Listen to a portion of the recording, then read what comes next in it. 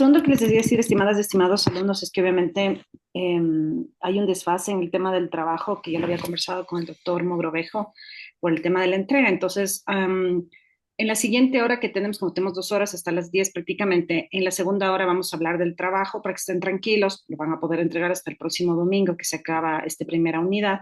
Y adicionalmente vamos a hablar de esta metodología TEMES y de qué es lo que espero que me entreguen el trabajo. Así que por ese lado estén tranquilos, vamos a continuar con la clase de la semana pasada y en la segunda hora abordaríamos este tema en particular. Entonces, denme un minuto.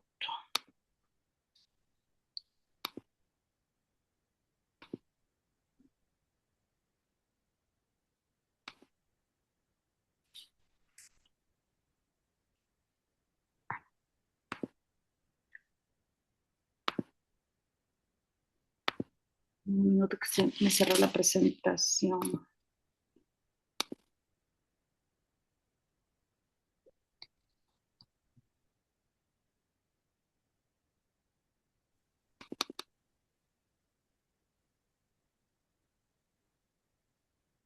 Buenos días, doctora. Buenos días.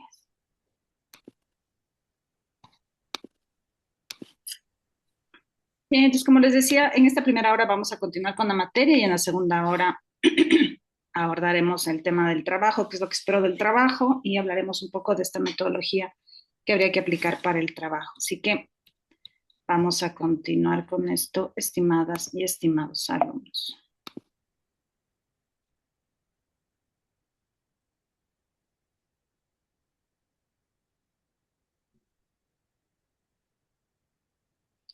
Entonces, bueno, nos habíamos quedado y bueno, en la clase pasada habíamos empezado a hablar de qué es lo que debe contener la motivación, habíamos hablado que tenía ahí un fallo de la Corte Constitucional, que lo vamos a revisar en la unidad 2 y continuando con la clase, pues vamos a ver cómo la doctrina, ustedes van a ver a lo largo de esta presentación de la clase de hoy, cómo la doctrina recoge también ya previamente, porque esto no es algo nuevo, varios de los aspectos que la Corte Constitucional no hace mucho reguló en su fallo de motivación. Entonces, la doctrina ya ha señalado qué se debe considerar como elementos necesarios para afirmar que un fallo está bien o mal motivado, qué es lo que debe contener.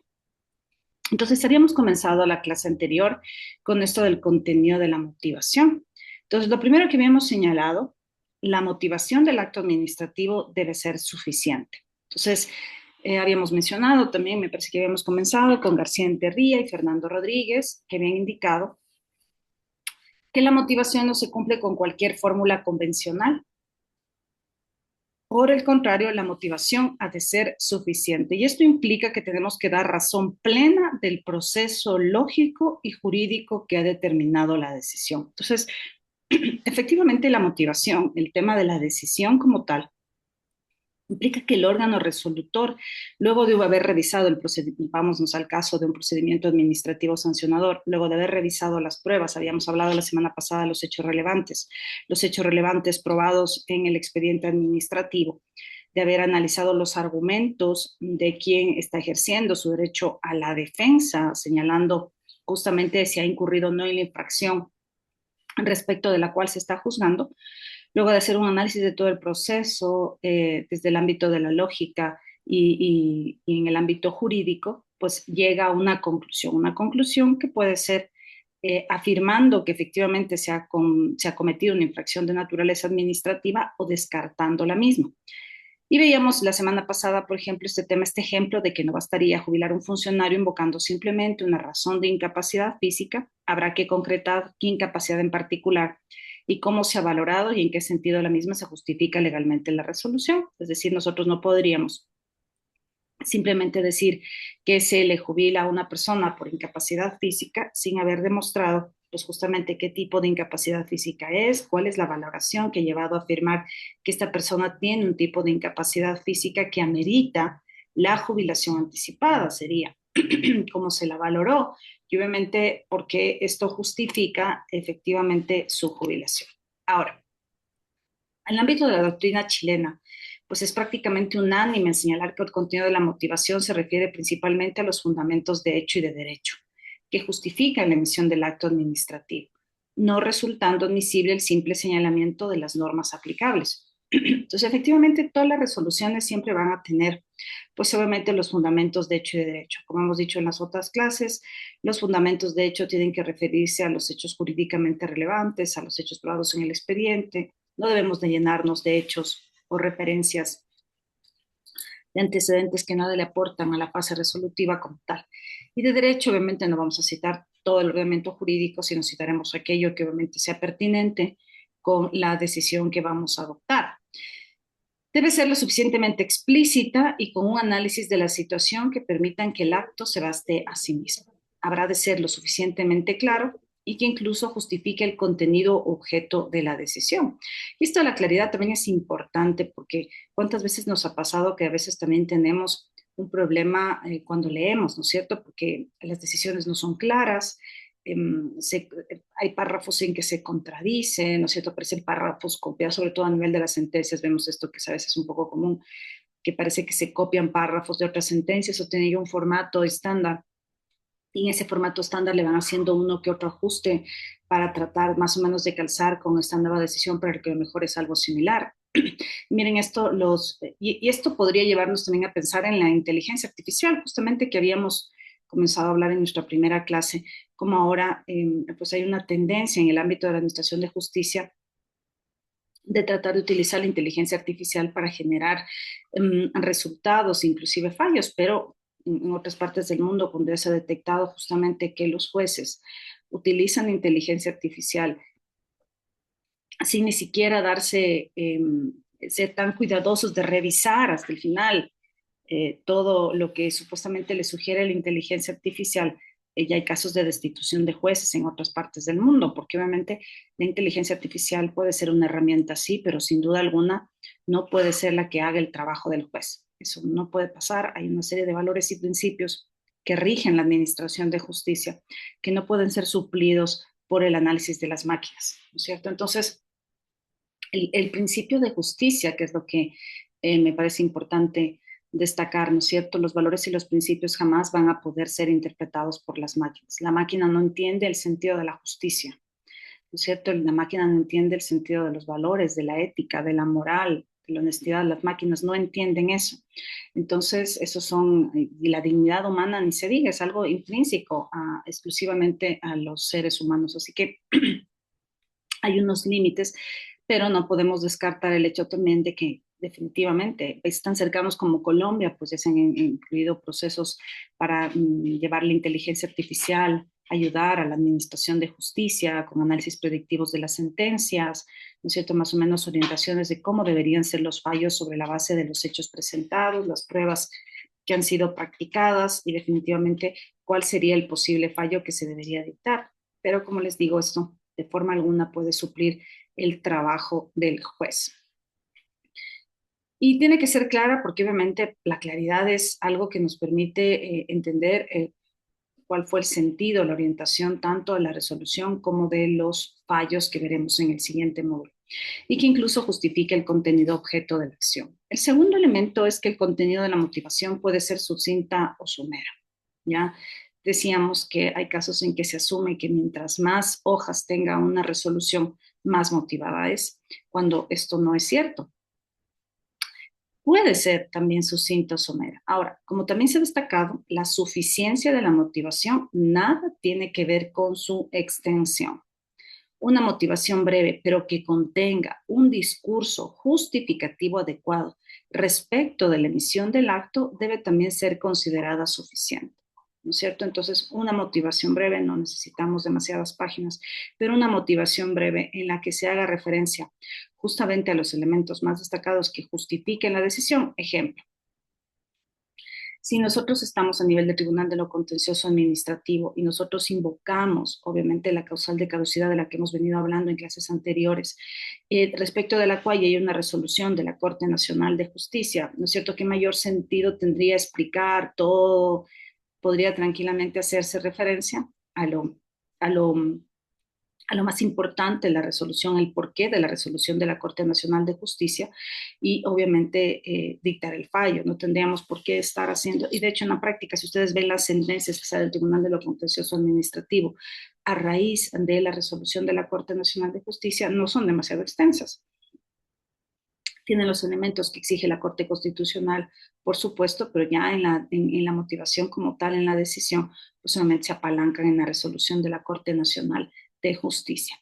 Como señala Jaime Rodríguez Arana, la motivación pues no se acredita con una prolija y larga explicación necesariamente, ojo, necesariamente, a lo mejor sí, todo dependerá del objeto, justamente que es objeto de decisión por parte del órgano resolutor, ¿no es cierto? Todo dependerá de cada caso concreto. A lo mejor es un caso sui generis, a lo mejor es un caso donde están involucrados derechos, no solo de quien está siendo vinculado a un procedimiento administrativo, sino mejor derechos. Hay varias personas involucradas, se necesita obviamente explicar adecuadamente, sino con los argumentos apropiados al caso concreto, que en muchos casos podrán realizarse en breves líneas. Entonces, todo dependerá del caso concreto, de la complejidad del caso. Hay casos fáciles, hay casos difíciles, entonces todo dependerá de la naturaleza del mismo. Será la naturaleza de cada acto la que determine la extensión de la motivación. Entonces no podemos poner definitivamente algo en un estándar en general atado al número de precisiones jurídicas o de antecedentes de hecho que debería tener una motivación. Lo que tenemos que orientarnos es que sea suficiente, que la motivación sea suficiente. Y esta motivación, dependiendo del caso concreto, puede ser inclusive sucinta, como puede requerir una explicación un poco más larga, puede requerir mayor argumentación jurídica, pero no es un tema de atarnos a la extensión entendida en el número de páginas que tenga una resolución. La expresión de las razones dadas por la administración puede hacerse de manera sucinta siempre que la visibilidad de las mismas sea clara y obvia y permitan conocer los criterios esenciales que fundamentan la toma de decisión, es decir, la ratio decidente, determinante del acto. Entonces, lo que nosotros tenemos que tener claridad es conocer efectivamente cuál fue esa ratio decidente, qué es lo que le motivó justamente al órgano resolutor a tomar la decisión como tal. Por otra parte, pues la brevedad de los términos y la concisión expresiva de un acto administrativo no debe confundirse con su falta de motivación, de manera que una motivación sucinta o escueta no equivale a ausencia de la misma cuando es suficientemente indicativa de las bases y presupuestos en que se asienta la decisión administrativa impugnada.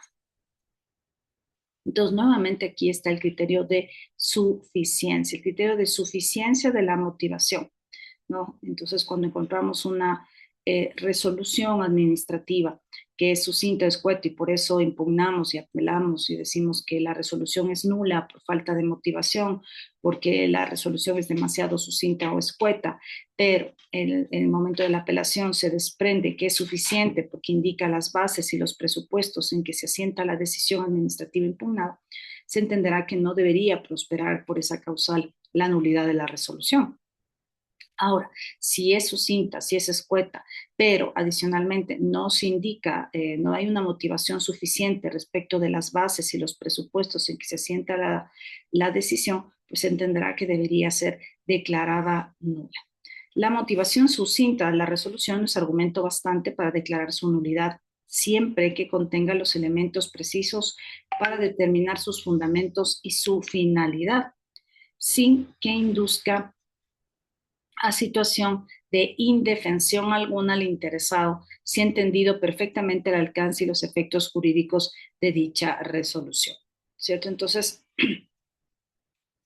obviamente, cuando se le notifica si es un procedimiento administrativo sancionador, al administrado que ha sido sancionado, él puede plantear el recurso de nulidad, mejor dicho, el recurso de apelación, pidiendo la nulidad de dicha decisión, de dicha resolución. Y obviamente podría, veíamos la clase anterior, que por lo general los abogados, cuando empezamos a revisar por dónde atacamos una resolución, empezamos con la competencia, vamos viendo una serie de elementos al interior de la resolución y cuando no encontramos realmente nos vamos a lo que dice relación con la motivación.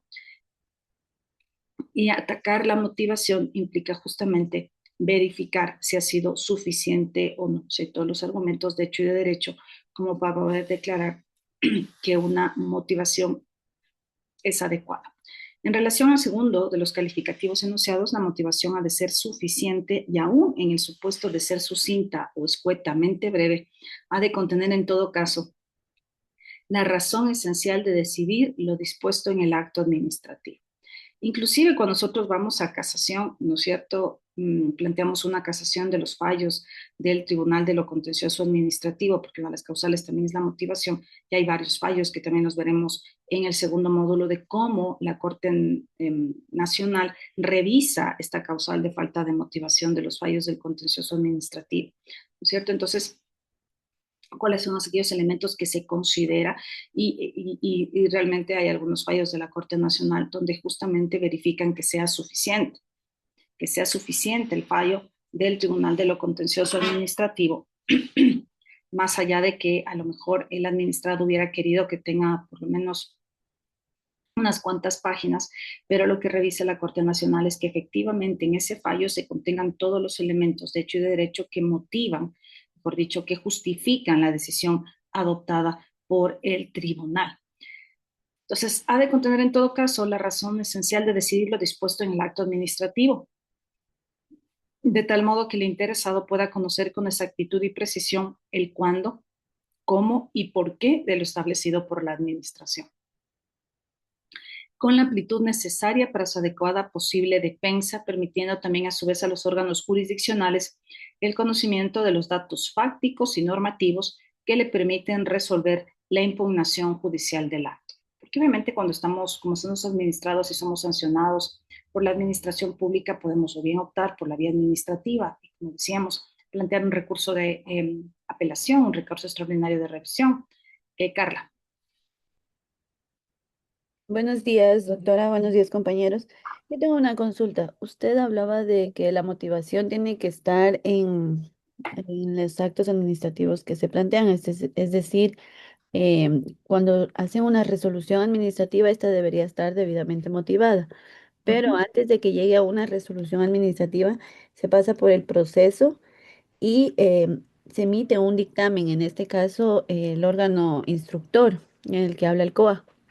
Entonces, en ese dictamen que pasa al órgano resolutor, ¿ese dictamen también tiene que ser motivado o solamente pasa con indicios de responsabilidad hacia el órgano resolutor y pues él es el encargado de hacer la respectiva resolución administrativa y entiendo que sí debería ser motivada, pero en el dictamen también debería ser motivado?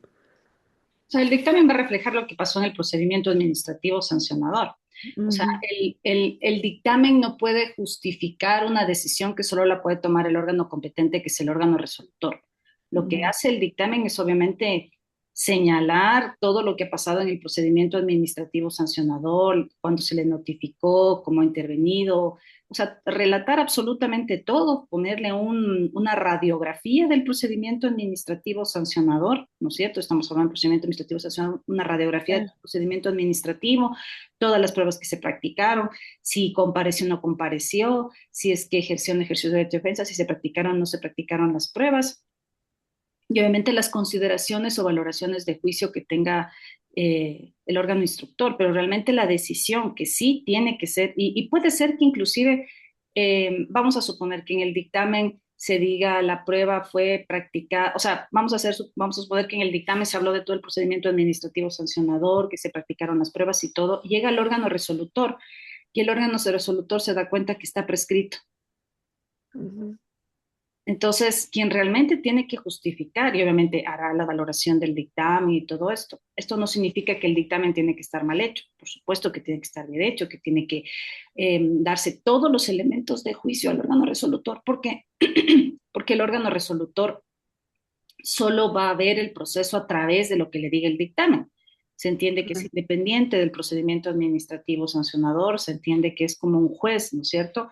Que por lo tanto el conocimiento que va a tener del procedimiento administrativo va a ser lo que le diga el órgano instructor. Entonces, se entiende que el órgano instructor tiene que hacer bien su trabajo, porque obviamente si es que da una mala valoración o hace indebidamente esto de su trabajo como tal, al emitir el dictamen, también le está induciendo error al órgano resolutor, más allá de que el órgano resolutor tiene que revisar todo el expediente. Obviamente es algo que puede Obviamente no debe dejar de hacer, considero yo, el órgano resolutor, revisar todo el expediente, porque podría darse cuenta, podría darse cuenta definitivamente si hay algo que se obvió dentro del procedimiento administrativo sancionado. Vamos a suponer que el, el, em, el administrado argumenta que fue mal notificado, ¿no es cierto? Que no fue notificado y que se le vinculó indebidamente al procedimiento administrativo sancionador y que por lo tanto es nulo.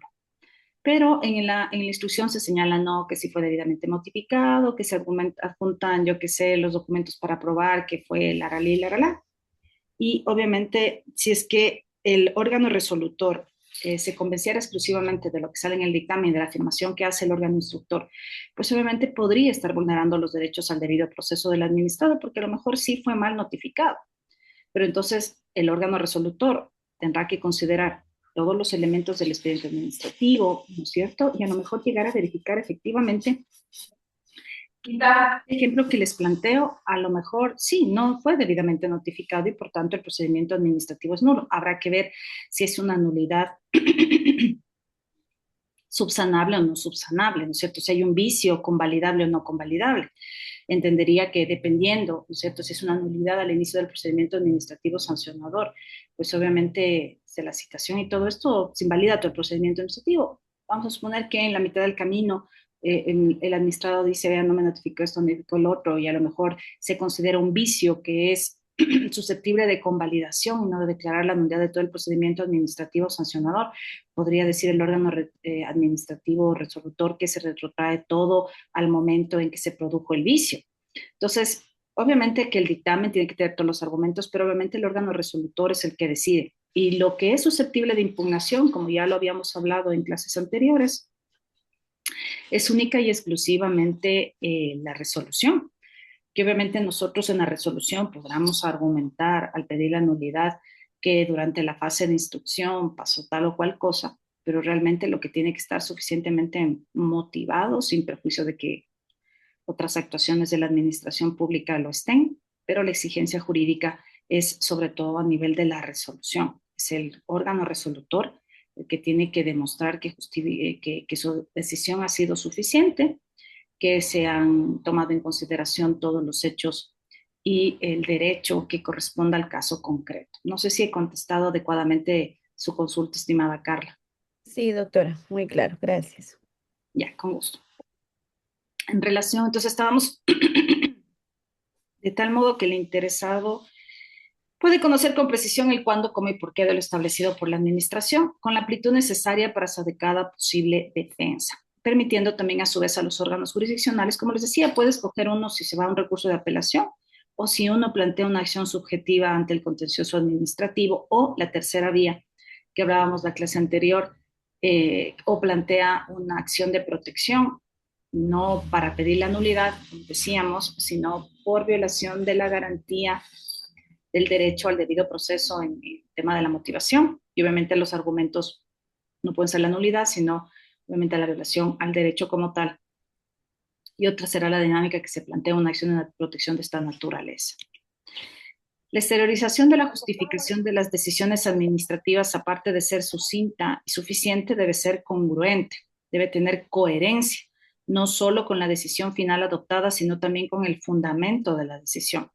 La justificación de la decisión deja entrever la relación lógica entre la fundamentación procedimental y la decisión, y en consecuencia, como apunta Ponce Solé, la motivación debe ser coherente, tanto con las respuestas a las alegaciones dadas por los interesados durante la elaboración de la decisión y con los informes o dictámenes que obran en el expediente como la decisión final adoptada, que es más o menos algo referido a lo que decía Carla, ¿no es cierto? Obviamente, al momento de resolver, el órgano resolutor va a tener que considerar lo que dijo también el administrado, lo que está diciendo la administración, ¿no es cierto? No puede inclinarse exclusivamente a dar validez a todo lo que dice la administración sin considerar lo que dice el administrado, porque obviamente para que pueda argumentar dentro de su decisión cuál va a ser, si es que se le sanciona o no se le sanciona, pues solamente tendrá que considerar también el ejercicio del derecho a la defensa del administrado, que es una garantía básica, y los argumentos que ha esgrimido durante el procedimiento administrativo sancionador. Recordar que Una resolución no es nula solo por falta de motivación, una resolución es nula también cuando el procedimiento es nulo, si el procedimiento no ha observado las fases previstas en el Código Orgánico Administrativo, no ha observado los derechos establecidos en el 76 de la Constitución, pues obviamente tiene unos vicios dentro del procedimiento administrativo sancionador que devienen en que la resolución como tal sea nula. Entonces, obviamente el órgano resolutor tiene que considerar que al momento de resolver habrá que verificar que se hayan observado pues justamente estas garantías que tienen los administrados. Ahora, hay que considerar también que esto que les digo parecería como algo que requiere un esfuerzo sin duda alguna del órgano resolutor y efectivamente lo requiere. El problema es que en la práctica, estimadas y estimados amigos, no me dejarán mentir, los órganos resolutores no es que tienen una resolución, tienen una cantidad de procedimientos administrativos sancionadores que tienen que resolver, sobre todo en ciudades como la capital, ¿no? En Quito, les debo decir, y seguramente será en la mayoría del país, pero vámonos solo a Quito. La Agencia Metropolitana de Control tiene cantidad de resoluciones, cantidad de procedimientos administrativos sancionadores en marcha que deben ser resueltos. Entonces, obviamente por eso es que a veces la ciudadanía reclama y pide que haya más agilidad en la toma de las decisiones respecto a estos procedimientos administrativos sancionadores, porque obviamente todos los días, todos los santos días, pues obviamente con justa razón, pues cuando los ciudadanos, los administrados se sienten afectados por cosas tan sencillas, por cosas tan sencillas como, por ejemplo, vamos a suponer que, en un minuto que veo que están con el micrófono.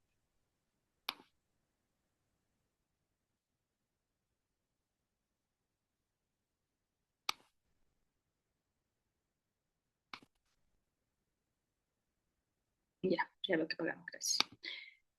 Cosas tan sencillas como, por ejemplo, mi vecino todos los días bota la basura en la calle, más fuera de los días de la recolección o está haciendo una construcción sin autorización, mi vecino bota los escombros en la vía pública, mi vecino se ha mandado tiene toda la vereda, se ha tomado la vereda, mi vecino, o sea, esto es pan de todos los días en todo lado, ¿no es cierto? Entonces, todos los días la administración pública, sobre todo los gobiernos locales, reciben justas demandas, justas quejas de los ciudadanos, de los administrados. ¿Qué es lo que pasa? ¿No es cierto? El rato que se presenta una denuncia de esta naturaleza, tiene que ir obviamente al órgano pertinente. En el caso de Quito, va a la Agencia Metropolitana de Control, la Agencia Metropolitana de Control inicia, pero no es que, obviamente hay que considerar que tiene cantidad de denuncias que ingresan absolutamente todos los días, mañana y de tarde. Entonces, eso también hay que considerar que por eso es que el tema de la motivación tiene que considerar la suficiencia y obviamente tomar en consideración los aumentos más destacados de hecho y de derecho para que las decisiones puedan afirmarse como motivadas. Qué bueno que no se exija como parte de la motivación un relato de absolutamente todos los hechos sabidos y por haber, sino solo los hechos jurídicamente relevantes probados en el expediente. No todas las normas jurídicas, sino solo las normas jurídicas que son relacionadas con la decisión como tal. Porque imagínense con el volumen de trabajo que tiene la administración pública local. Entonces, imagínense todas las restricciones y el riesgo que se corre con exigencias eh, de esta naturaleza que no van, como les decía hace un minuto, por el número de hojas que se tenga. Porque de ser así, pues obviamente no habría procedimiento administrativo sancionador que concluya con feliz término y obviamente las ciudadanas y los ciudadanos también quedarían desprotegidos. Porque obviamente, imagínense ustedes, si las administraciones públicas no hacemos adecuadamente nuestro deber, si no hacemos resoluciones motivadas, ¿qué es lo que va a pasar? Que todos esos administrados que están vinculados justamente al proceso, ¿por qué? Porque obviamente sus vecinos si presentan todas estas acciones, es porque realmente ya llega un punto en que los vecinos dicen ya no va más, o sea, ya se ha dicho al vecino que haga esto, le hemos dicho al vecino, nos hemos reunido los del barrio, le hemos pedido, le hemos rogado, le hemos implorado, pero no hace caso. Pues como no hace caso, no nos queda más que presentarle una denuncia ante el órgano de control cantonal. Entonces, obviamente, imagínense lo que es que porque el órgano resolutor no motivó adecuadamente, que porque el órgano que es encargado de la instrucción no hizo adecuadamente su trabajo, pues llega el órgano resolutor y el órgano resolutor le sabe que o no procede de la sanción o a su vez dicta una resolución que está mal motivada y el administrado simplemente plantea la apelación por la nulidad porque está mal motivada y gana. Entonces, todo el esfuerzo, todo el trabajo de los vecinos, de las vecinas que trataron de cambiar esa situación, que obviamente no les estoy mintiendo, todos hemos pasado alguna vez por alguna situación de esa naturaleza en que tenemos queja de las personas con las que vivimos en comunidad, que es lamentable porque todos deberíamos construir comunidad y deberíamos generar ambientes responsables con quienes conviven con nosotros todos los días, pero lastimosamente no todos somos así. Entonces, esto es importante considerar. Entonces, esta motivación debe ser coherente tanto con las respuestas a las alegaciones dadas por los interesados durante la elaboración de la decisión y con los informes o dictámenes que obren en el expediente como con la decisión final adoptada. Entonces, todo tiene que ser coherente, o sea, y obviamente el rato, ¿a cuántos nos ha pasado que a veces demos una resolución administrativa y hay un informe que no tiene nada que ver o hay una referencia de hechos que no tiene nada que ver con nuestro caso concreto? ¿Por qué? Porque a veces, como les digo, la administración pública también utiliza formatos. Y en estos formatos a veces no verifican estos temas, porque obviamente, vean, yo les digo, no creo que está mal usar un formato, porque obviamente tiene unos encabezados, lo que uno tiene que, lo que no puede utilizar es los mismos hechos y el derecho, porque obviamente todos los casos son diferentes, pero sí podría tener un esquema que le asegure como una línea justamente cuáles son los elementos eh, y a veces cada administración tiene sus formatos de cómo quiere que diga, de cómo desde los encabezados hasta el final y todo esto. El tema está en mantener justamente los mismos hechos de los casos y no hacer una revisión profunda, justamente para no darse cuenta que nada tiene que ver con el caso concreto, porque eso termina afectando la resolución. De ahí que el cumplimiento del deber de motivar no puede analizarse en abstracto o de acuerdo con pautas generales, pues será en cada caso concreto donde pueda valorarse si atendidas las especiales circunstancias concurrentes se expresan las razones suficientes que servirán de conocimiento a la fundamentación del acto. Entonces, hay que considerar los casos concretos. O sea, uno no puede desatenderse justamente de que si bien existen unas pautas generales en el tema de la motivación, cada caso concreto será diferente. Entonces, tenemos algunos tipos de motivación con las que podemos fundamentar nuestras resoluciones. La primera, la motivación contenida en el propio acto, que viene a ser para así conocer de manera explícita y directa las razones que justifican la decisión administrativa adecuada adoptado. Entonces, ¿qué significa esto? Que dentro de la resolución, cuando leamos, vamos a encontrar todas las consideraciones relacionadas con esa decisión adoptada. Y la segunda es motivación por remisión, que viene a ser efectuar referencias a informes o dictámenes que preceden al acto administrativo a los cuales el interesado ha tenido acceso. Es decir, que, y nos ha pasado, hemos visto resoluciones donde se refieren al informe, pero ojo que al referirse al informe tiene que ser un informe que haya sido conocido por el administrado, no un informe del que no ha tenido acceso y que en el que se funda absolutamente toda la decisión. Pues obviamente si un informe que ha tenido acceso, puede que sea un peritaje, se entiende que si es un peritaje, alguna cosa, ha participado el administrado en ese peritaje, no es que se lo ha hecho sin conocimiento del administrado. Un informe de evaluación, de verificación o de lo que fuera, respecto del administrado, se entenderá que el administrado ha sido parte, se entenderá que el administrado se le ha corrido traslado, se entenderá que el administrado ha tenido conocimiento, porque de no ser así, pues obviamente estaría mal motivado, porque esta remisión de decir que se resuelve en tal o cual sentido sobre la base del informe tal, un informe al que solo se le hace referencia el informe de fecha tal emitido por el ingeniero tal del departamento tal, punto, se acabó, eso no está motivado, ¿no es cierto? Y hay una falta de motivación. Ese informe, nosotros que hemos demostrado dentro del procedimiento administrativo que ha sido notificado al administrado que tiene conocimiento, obviamente puede formar la voluntad de la administración pública. veíamos en las clases anteriores justamente que no podemos impugnar este informe como tal, ¿no es cierto? Por más que nos cause un perjuicio, no podemos impugnar el informe. Lo que tenemos que impugnar es la resolución como tal que se basó en ese informe que no conocimos, que no estuvimos de acuerdo, que fue mal practicado, que fue mal lo que sea. Pero tenemos que atacar ese acto administrativo que formó su voluntad, donde la administración pública formó su voluntad de sancionar sobre la base de un informe que se elaboró sin nuestro consentimiento. Entonces, porque fue sin que se nos haya corrido traslado, sin que nos haya notificado, sin que hayamos intervenido, dependiendo de la naturaleza de la actuación de la administración pública. Pero esto es importante considerar. Ahora, obviamente deberíamos nosotros destacar en la resolución lo más relevante del informe, lo que determina justamente que nosotros, sobre la base del informe, lleguemos a la decisión de sancionar o no. Por ejemplo, que de conformidad con el informe tal, de fecha tal, emitido por el director tal, del área tal, al trasladarnos al lugar tal y en la presencia del administrado tal, se pudo verificar que, mi invento, ¿no es cierto?, que la vereda había sido, se había pasado, yo qué sé, del espacio de la vereda, o lo que fuera, ¿no es cierto? Entonces, esto ya tiene una connotación donde se está, como usted dice, adjuntan fotografías o lo que sea, en fin. Entonces, ya son determinantes para poder imponer una sanción dependiendo del tipo de infracción, en este ejemplo que les planteo hipotético.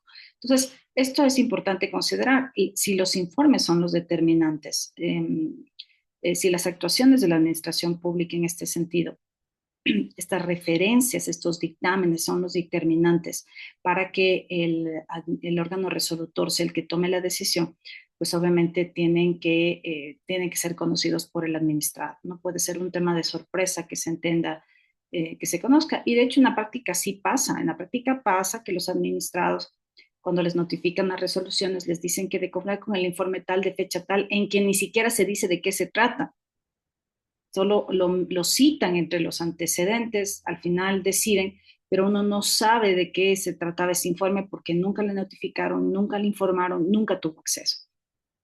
Entonces, por eso podríamos hacer una motivación por remisión en la medida en que pues, se haya corrido traslado al interesado estos informes. Ahora, hay algunas funciones que tiene la motivación del acto administrativo. Estas funciones, en primer lugar, y por eso la importancia de hacerlo en legal y debida forma. Primero, la satisfacción de la opinión pública y la motivación como uno de los elementos de la transparencia y la publicidad administrativa. Se ha sostenido que la transparencia administrativa va íntimamente conectada con la democracia. En las sociedades contemporáneas, el importante papel que ejerce la opinión pública, la sociedad civil, la ciudadanía, los movimientos sociales, ha generalizado la exigencia para que el poder político administrativo actúe con transparencia. Obviamente ahora por este tema del gobierno abierto, por el tema de estas obligaciones de transparencia cada vez mucho más exigentes con la administración pública, ¿no es cierto?, que nos da la ley de transparencia y acceso a la información, nosotros tenemos la obligación jurídica de en nuestros sitios web y dependiendo, obviamente, de las competencias de cada entidad, pues poner en consideración todas las decisiones adoptadas por los órganos, dependiendo del caso, ¿no? Habrá algunos casos en que obviamente se puede acceder inclusive a resoluciones de esta naturaleza. Todo dependerá obviamente de las obligaciones de transparencia que existen en cada entidad. Sobre todo a nivel de los órganos legislativos, pues son resoluciones de naturaleza normativa o parlamentaria, las que, por ejemplo, uno puede definitivamente tener libre acceso y no se diga actos de naturaleza normativa. Pero obviamente, cuando la ciudadanía conoce decisiones que han sido adoptadas por los órganos resolutores que no satisfacen la opinión pública, hay problemas, ¿no es cierto? ¿Cuántas veces nos ha pasado, por ejemplo, cosas tan sencillas, pero que ahora demandan muchísimo de la atención ciudadana? Por decirles, casos de maltrato animal, así algo que se me ocurre que es así como que ahora es como una tendencia, ¿no? Que se conoce que hay un caso de que le arrolló un perrito y no frenó, que le está maltratando un perrito, que, que le tiene encerrado y que se echó violento y que entonces la ciudadanía está muy atenta a la decisión que va a tomar la administración pública en ese caso, sobre todo los jóvenes, los activistas, los defensores de los derechos de la naturaleza, especialmente de los animales. Entonces están muy activos en ese tema y van, ya hacen plantones ante la institución, ¿no es cierto?, esperando lo que ellos consideran una satisfacción, una justa satisfacción por el accionar indebido de una persona, ¿no es cierto? Entonces, esto es importante considerar. A veces pensamos que las actuaciones de administración pública a veces solo le interesan a la persona que está vinculado a los que plantearon la, la denuncia o realizaron una petición. En la práctica no necesariamente siempre es así. Hay determinadas causas que motivan que la ciudadanía esté atrás hasta que el órgano resolutor dicte una decisión. Entonces, eso tiene mucho que ver justamente con este tema de transparencia y publicidad administrativa y dependerá mucho del caso concreto, ¿cierto? Entonces, esto es importante considerar. Otra función que tienen los actos administrativos y su motivación es una función de control e impugnación. La motivación garantiza el derecho a la defensa, al asegurar que estos conozcan los fundamentos de la resolución que desean impugnar y ponderar sus posibilidades de éxito. Porque obviamente, y la Corte también constitucional en este sentido también ha sido claro que a veces los abogados, nosotros como colegas, impugnamos resoluciones diciendo que están mal motivadas, pero en realidad no lo son, no están, y por eso hay los estándares que habrá que considerar para ver si están o no. El administrado puede conocer definitivamente si están redactados o no los fundamentos por los cuales nos están poniendo una sanción o nos están privando de un derecho o no nos están reconociendo un derecho o lo que fuera. Entonces, y esto nos permite ver también las probabilidades de éxito de una acción. Ahora, a veces como abogados, hay determinados colegas que realmente, pese a que no hay mayor probabilidad de éxito en un caso porque la resolución está bien hecha, porque ya se le dio las 10.000 vueltas y se ve que no hay nada que hacer y la mejor recomendación debería ser que pague la sanción, ¿no es cierto? Que pague la multa, ¿no es cierto? Esa debería ser la mejor recomendación jurídica porque realmente se le ha dado toda la vuelta a la resolución y se le ve que está bien hecha. Y sin embargo, igual impugnan, igual presentan recurso de apelación, entonces saturan la administración pública y no se diga saturan la administración de justicia con acciones que definitivamente no eran viables de entrada porque no cumplían, mejor dicho, porque eran suficientemente motivadas. Y eso también hay que considerar, obviamente el administrado, que no es abogado, no tiene por qué saber las probabilidades de éxito. Simplemente lo que no quiere es pagar la multa, porque le parece alta, le parece elevada, lo que fuera, le parece injusta o lo que fuera, pero el hecho es que nosotros también como abogados como que le apoyamos en esto de sí, sí, no, está muy alto, o intentemos o lo que fuera, pero realmente no hay probabilidades de éxito en impugnar una resolución administrativa. Entonces, esto también es importante considerar. Entonces, sumado a la multa más los honorarios del abogado, pues termina costándole definitivamente mucho más. Tres, evitar actuaciones no meditadas por la administración pública. El deber de motivar obliga a la administración a meditar más sobre el acto dictado y actuar prudente, lo cual implica en consecuencia que en la actuación administrativa habrá una mayor seguridad de que el acto administrativo se ajusta a lo dispuesto por el ordenamiento jurídico. Entonces, obviamente, al tener que motivar, se le exige al órgano resolutor, o sea, tiene una alta responsabilidad del órgano resolutor y debe ser una labor estresante sin lugar a duda, porque obviamente por el volumen de casos, dependiendo del órgano donde trabaje como resolutor, debe ser debe ser estresante. Si obviamente lo quiere hacer su deber como órgano resolutor de la mejor manera posible, porque tendrá que revisar el expediente, le dedicará varias horas a una resolución, un expediente, un caso en concreto, con seguridad. Entonces, este deber de motivar le obliga justamente a meditar sobre lo que va a tener que hacer, cuáles son los fundamentos que va a utilizar, cuáles han sido los hechos relevantes probados para poder decidir sobre esos o no, y definitivamente llegar a decidir si es que incurre o no en un caso de un procedimiento administrativo sancionador en una sanción. El 4, dar a los afectados amplios conocimientos de las razones del acto administrativo. La motivación tiene una función informativa, ya que contribuye a dar al afectado los más amplios conocimientos sobre las razones de hecho y de derecho por los cuales se ha dictado un determinado acto administrativo. 5.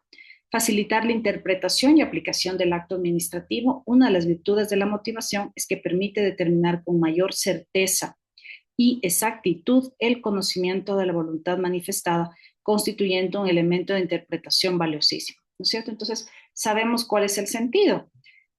Vamos a suponer que, en este caso que les pongo, que se hace una construcción indebida en la vereda, pero el órgano resolutor no dispone la destrucción o que se tumbe eso, no recuerdo si era el término exacto, pero viene a ser de esta obra que no tuvo autorización, se hizo en la vía pública, que nunca iba a ser autorizada y todo esto, y deja solo así en la sanción. Deja una oscuridad en la resolución, porque esa resolución debería decir que obviamente a cargo del administrado deberá, invento, tumbar esa construcción inadecuada, porque no es que solo le sanciona, sino que tiene que sacarla de la vereda, pues. Entonces, no es que solo le sanciona si cometió la falta y obvia esta parte de que tiene que ser sacada, destruida o lo que fuera. Entonces, ¿cómo la aplican? Entonces, ahí los vecinos, vamos a suponer que llega a esta resolución, los vecinos contentos, sí, sí, le sancionaron al vecino porque hizo esta construcción en la vereda, pero la resolución no dice nada sobre qué va a pasar con esa construcción, ya le sancionaron y el vecino se queda ahí con la construcción porque sí, ya le sancionaron, pero ¿dónde dice que hay que quitarla? ¿Dónde dice que hay que tumbarla? Entonces, eso es importante considerar también que tiene que estar clara, tiene que estar completa, tiene que verificarse todos los efectos jurídicos que vienen a coadyuvar a que se cumpla la decisión justamente de la administración, dependiendo del caso concreto, como en este que les planteé. Habrá otros en que simplemente con sanción administrativa es más que suficiente, pero derrocar, a este rato me acabo de acordar el término derrocar, pero si es que la administración pública no configura adecuadamente toda esta sanción administrativa ni la obligación jurídica que implica haber incurrido en esta sanción administrativa, pues solamente se queda corta y no son casos en los que vamos a decir que no ha pasado, ha pasado. Entonces ahí lo que tocaría es pedir rápidamente una ampliación, obviamente la resolución, para que se diga qué va a pasar en cambio con esa obra como tal que se hizo una vereda. Lo lógico es que se derroque a costa del administrado, so pena de ponerle otra sanción, ¿no es cierto? Entonces, miren, esto es importante considerar que esto, una resolución bien adecuada nos permite interpretar adecuadamente también cuál es la voluntad de la administración pública. Si queda corta, si queda oscura, pues realmente los perjudicados serán quienes impulsaron el procedimiento administrativo sancionador, pero al final del día, aunque en este caso que les planteo, que es un caso hipotético, consiguieron la sanción para el vecino, pero al no derrocarse da lo mismo que nada. Entonces, miren ustedes la importancia de esto. 6. Evitar la arbitrariedad. La arbitrariedad ha sido definida de modo general como la errada apreciación o valoración de los presupuestos de hecho y de derecho, que determinan el actuar de la administración, sea por una equivocada interpretación de los mismos, por una no razonable aplicación de tales supuestos condicionantes de la acción o de la omisión, o por su cabal ausencia en el caso concreto de que se trata. ¿No es cierto? Entonces, la motivación también nos pide que no seamos arbitrarios. Porque si nosotros como órganos resolutores hacemos adecuadamente nuestro trabajo, no vamos a forzar las cosas. La arbitrariedad implica forzar las cosas, forzar los hechos, ¿no es cierto? Que no han sido probados y tomar esos hechos que no han sido probados para motivar, ¿cierto? Por eso la motivación nos exige, por el contrario, nos pide no tomar cualquier hecho, no hacer referencia a cualquier hecho, hechos que no tienen nada que ver o hechos irrelevantes. Nos pide tomar los hechos que han sido jurídicamente probados dentro del expediente y que tienen relación con la infracción administrativa por la que nosotros estamos siguiendo un procedimiento administrativo. Si nosotros tomamos hechos que no han sido probados y les damos un peso dentro de la decisión porque nuestra intención es sancionar por lo que fuera, es una decisión totalmente arbitraria. Si, como les decía en las primeras clases, agarramos una infracción administrativa y extendemos la infracción administrativa como si fuera chicle para que calce ahí cualquier acción o omisión, porque asumimos que hay que sancionarle, porque asumimos que sí tiene media relación, está medio parecido, entonces estamos violando el principio de tipicidad que exige que para cada acción tiene su consecuencia, pero obviamente las conductas tienen que estar previamente tipificadas y no se puede forzar realmente el tipo administrativo como tampoco se lo hace en el ámbito penal, tampoco puede hacerse en el ámbito administrativo.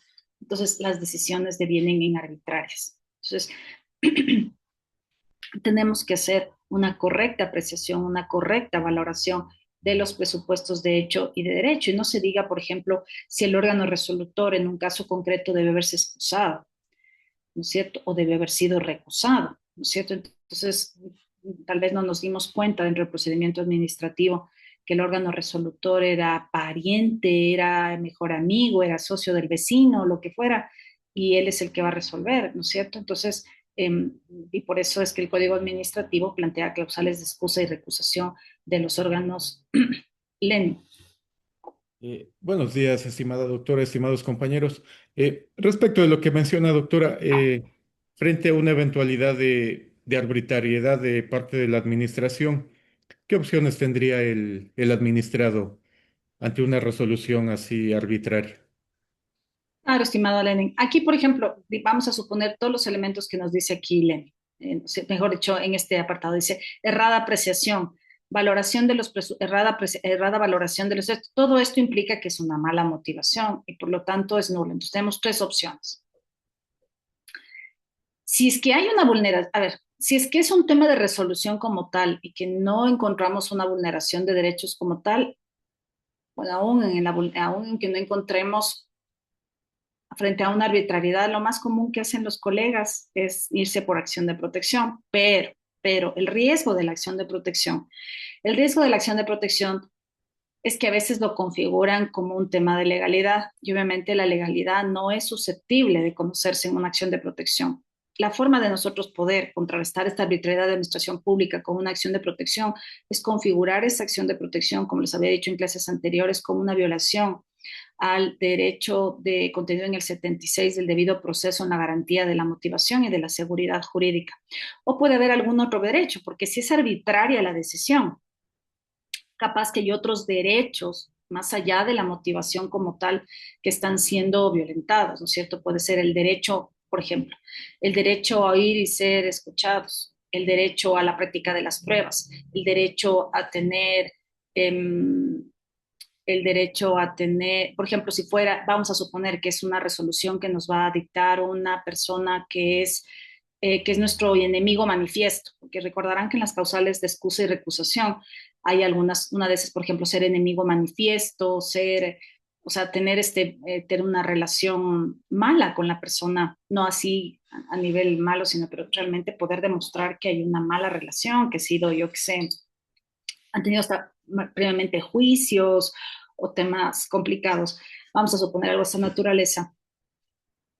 Entonces también hay otra garantía de no tener un juez imparcial. Entonces, pero todo esto habrá que demostrar. Entonces, si nosotros tuviéramos que irnos en contra de una decisión arbitraria, podríamos optar por la acción de protección. Ahora es complicado que los jueces den en el tema de la motivación, si es que nosotros argumentamos temas exclusivamente de legalidad, porque obviamente la estricta legalidad no es un tema de acción de protección.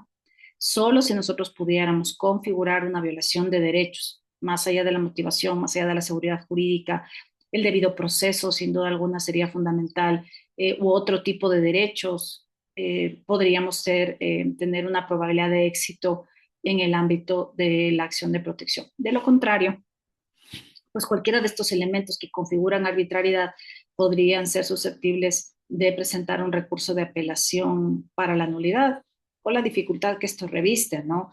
El tiempo que toma y las probabilidades de éxito que a veces no son las más altas en la administración pública, que en eso hay que también ser sinceros. Pero por ahí sería más o menos, Lenin, pues las posibilidades que teníamos para frenar arbitrariedades. Otra podría ser una medida cautelar, dependiendo de si es que sabemos que se va a tomar una decisión que a todas luces es totalmente arbitraria, porque es violatoria de derechos. Bueno, tal vez podría también ser una medida cautelar, pero como les digo, todo dependería del caso concreto. Las probabilidades de éxito estarían dadas por la capacidad argumentativa de nosotros como abogados para demostrar que hay una posible vulneración de derecho, que hay una posible decisión que va a vulnerar derechos de una forma totalmente arbitraria. Todo dependerá de eso, estimado Len. ¿Alguien puso algo en el chat en un minuto? Por ejemplo, Karina dice falta de notificación, pero en la falta de notificación podría llegar justamente ya a la fase de resolución y el mismo órgano podría darse cuenta, pero sí podría ser, este es un ejemplo, estimada Karina. En fin, no sé, estimado Lenny, qué opina de lo que le he comentado. Eh, Sí, doctora. Bueno, las opciones que nos ha planteado, como usted lo ha dicho, bueno, son las viables, ¿no? Pero no garantiza, ¿no? Que se va a tener una respuesta favorable para el administrado, ¿no? Como usted bien lo ha mencionado, dependerá de la argumentación que la defensa técnica implemente, ¿no? Y también pues vemos que la administración no. La administración, pues como ya se ha dicho en clases anteriores, es un leviatán y tiene todo a favor, ¿no? Entonces se pone como que no se estaría en desequilibrio, tanto ante el administrado estaría en desequilibrio frente a la administración.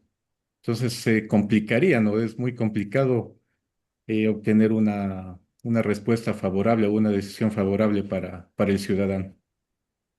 Por supuesto, estimado Lenin, siempre va a ser. Primero, nosotros como abogados sabemos que por nuestros temas éticos nosotros jamás le podemos ofrecer a un cliente un resultado favorable.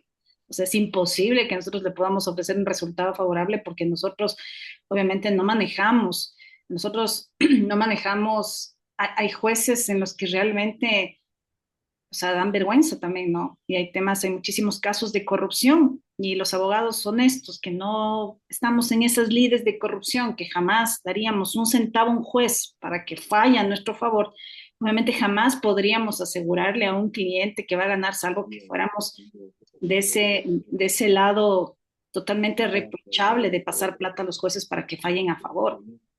Entonces, nosotros lo que podemos hacer es demostrarle con nuestro profesionalismo que estamos haciendo todo lo que es nuestro alcance, plantear todas las acciones que sean posibles, tomar todas las medidas que sean posibles para asegurar la defensa de sus derechos. Pero nosotros, por ética, nosotros no podemos decirle de ley va a ganar, salvo que nosotros hayamos cruzado esa línea totalmente reprochable, ¿no es cierto? Antiética. Entonces, pero la administración pública, hay que ser sinceros, las posibilidades de éxito en una apelación son limitadas. Son limitadas las posibilidades de éxito porque obviamente es dentro de la misma administración, más allá de que conozca la máxima autoridad y no sea el órgano resolutor como tal. Obviamente las probabilidades de éxito son reducidas, hay que ser sumamente sinceros, hay que ser sumamente sinceros. De hecho, yo espero que algún día podamos inclusive llegar al mismo órgano de reposición y todo esto para que sea el mismo órgano que dicta y que pueda rever su decisión y a lo mejor tal vez haya más probabilidad o por lo menos tenemos dos chances en la administración pública a nivel interno para tener el de reposición como había antes con el Estatuto Jurídico Administrativo de la Función Ejecutiva y también el de apelación. Ahora solo tenemos el de apelación, extraordinaria revisión, que tiene causales específicas y no todo causa en el extraordinaria revisión. Y aun cuando calce, tampoco es que las probabilidades de éxito. En resumen, las probabilidades de éxito dentro de la propia administración pública son complicadas. Son complicadas. Lo que suele pasar a veces en la administración pública, salvo que se haga un seguimiento de las resoluciones y del tiempo que se demoran en dictar, es que hay casos, yo por ejemplo, cuando estaba en verano, salí de libre ejercicio hace 3 años y todavía tengo un recurso de apelación que no me han contestado, hace 4 años. Con eso les digo todo, hace 4 años planteé un recurso de apelación y hasta ahora no me han contestado, ya son 4 años.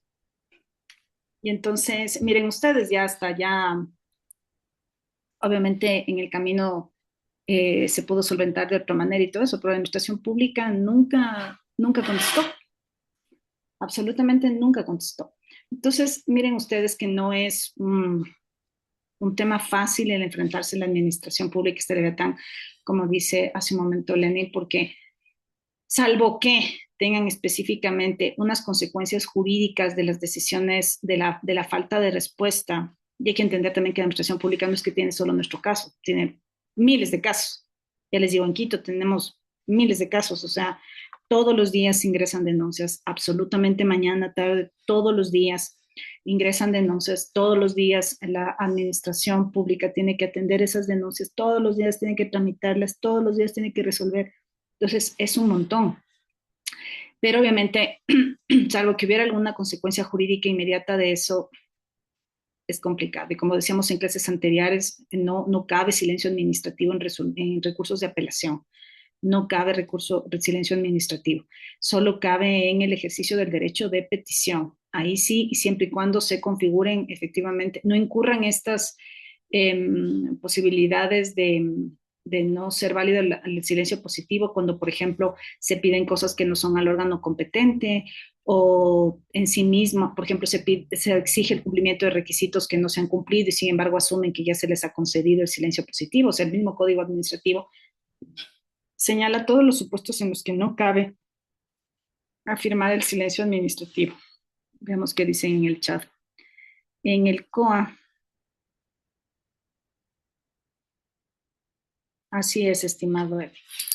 Sí, dice que no hay que ser arbitrarios, pero en la práctica, lastimosamente, sí se da. Es una pena. Bien, sigamos. Ahora vamos a hablar de qué vicios nosotros encontramos en la motivación. Bueno, quedémonos unos 15 minutos más en esto antes de hablar del trabajo para que estén tranquilos. Vamos a hablar de los vicios de la motivación. El primer vicio de la motivación es el error de derecho. ¿Qué se entiende por error de derecho? Se ha entendido como error de... primero el de hecho, vamos a ver, está mal el título. Dame un minuto para ver si está mal el título. No, es error de... Está bien el título. Vamos a hablar del error de derecho.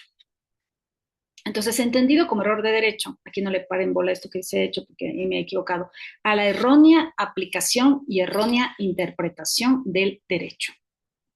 ¿Ya? Entonces, vamos a hablar del error de derecho. ¿Qué es el error de derecho?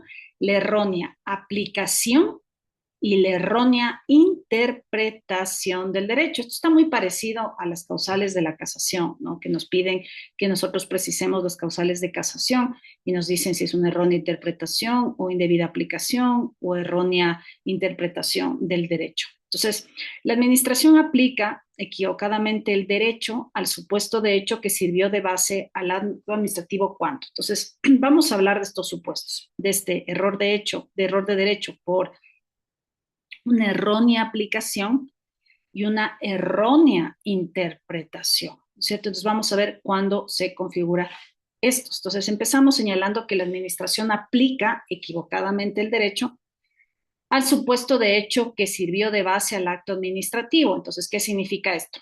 Tenemos un hecho que se entenderá que debería ser el que ha sido jurídicamente probado dentro del expediente administrativo, al que le vamos a aplicar una norma que no corresponde. Entonces, en primer lugar, aplica falsamente la ley, sea porque aplica al caso una disposición relativa a otra materia, sea porque no se aplica al caso la norma correspondiente. Entonces, hemos escogido indebidamente una ley, una norma en particular que le hemos aplicado a un caso concreto. ¿Ya? Entonces, hemos aplicado una disposición que nada tiene que ver tal vez con la materia, o porque en el caso concreto es otra norma la que debíamos haber aplicado y sin embargo aplicamos esta. Dos, contraría la ley en el sentido de contradecir lo dispuesto por ella, cuando por ejemplo nosotros al establecer una motivación citamos una disposición, también nos ha pasado, a mí personalmente me ha pasado algunas resoluciones en las que la norma señala que no se podía proceder de determinada manera y sin embargo, citándolo aún así dentro de la motivación, termina actuando de tal manera. Contraría la ley en sentido de contradecir lo dispuesto por ella. Tres, interpreta erradamente la ley, otorgando a la norma jurídica un sentido y alcance que no corresponde. Esto es cuando les digo que hace como chicle el tipo de infracción administrativa. Entonces, tenemos algunos ejemplos que los vamos a ver a continuación de los errores de derecho que se presentan al momento de aplicar dentro de una resolución administrativa o al momento de interpretar una norma para aplicarla en el caso concreto, ¿no es cierto? Entonces tenemos errores de derecho. Entonces, el artículo 232 del COA nos dice, la persona interesada puede interponer un recurso extraordinario de revisión del acto administrativo que ha causado estado cuando se verifique alguna de las circunstancias. Y el numeral 2 dice que al dictarlos se haya incurrido en evidente y manifiesto error de derecho que afecte la cuestión de fondo. Ahí me falta, aparecer una frase. Entonces, miren ustedes, inclusive una de las causales para nosotros poder plantear un recurso extraordinario de revisión es incurrir en evidente, aquí nos pide entre comillas evidente, tiene que ser clarísimo, tiene que ser obvio y manifiesto error de derecho. Y no cualquier error de derecho, sino que afecte la cuestión de fondo. ¿Qué significa esto? No es que es un error de derecho que la típica que a veces encontramos resoluciones que citan normas que nada tienen que ver, pero a la final no sirvieron para tomar la decisión, entonces ni siquiera las consideramos. A todos nos ha pasado. Vemos resoluciones donde se citan normas que no son pertinentes, que no sabemos por qué, es lo que digo, a veces se utilizan estos formatos, pero afortunadamente no han tomado esas normas que nada tienen que ver con el caso concreto para resolver. El tema es que se haya utilizado normas de disposiciones legales, reglamentarias, lo que fuera, que no tienen nada que ver con el caso concreto y obviamente terminan afectando la cuestión de fondo o las hayan interpretado erradamente o las hayan aplicado erradamente al caso concreto, entonces ahí podríamos hablar de un error de derecho. Y estas son como las causales muy similares que tenemos en casación, ¿no es cierto?, en el Código Orgánico General de Procesos, cuando habla de las causales de casación, que es también atado pues al tema de derecho. En el error de hecho, que es otro de los vicios de motivación, este error de hecho constituye un vicio que da lugar a un acto administrativo incongruente con la realidad. Incongruente con la realidad y se da en los siguientes supuestos. A, la administración dicta un acto invocando hechos inexistentes. ¿No es cierto? Les voy a poner un ejemplo. Vamos a suponer, y obviamente el error de hecho hay que considerarlo también que cuando hablamos, por ejemplo, de los hechos administrativos, estos hechos administrativos no son susceptibles, por ejemplo, los hechos administrativos no son susceptibles de plantear recursos en vía administrativa, ¿no es cierto?, sino exclusivamente en vía contencioso administrativa. Entonces, vamos a plantearles un caso de error de hecho. Vamos a suponer que vamos a suponer que hay una actividad de control a las 2 de la mañana y se entra a un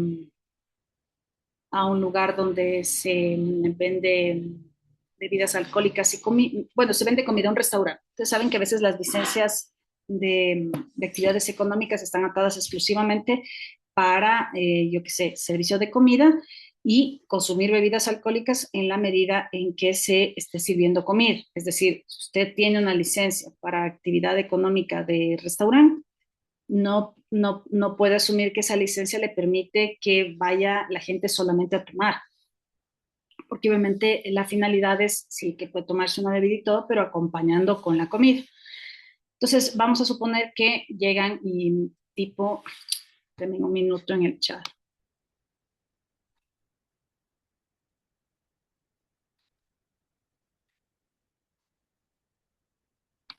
Pero en las LUAES, en las licencias no, yo entiendo que deben también tener en cada cantón las LUAES, las licencias únicas de actividades económicas que se hacen, ¿no? Entonces vamos a suponer que que hacen de los agentes de control, hacen una inspección en un local a las 2 de la mañana y se entiende, vamos a suponer que hay una prohibición de bebidas alcohólicas hasta solo se podían beber bebidas alcohólicas hasta la 1 de la mañana. Y llegan a las 2 de la mañana, entran los agentes, vamos a ver a un restaurante, a un bar o lo que fuera, entran y encuentran en la mesa varias botellas sin abrir,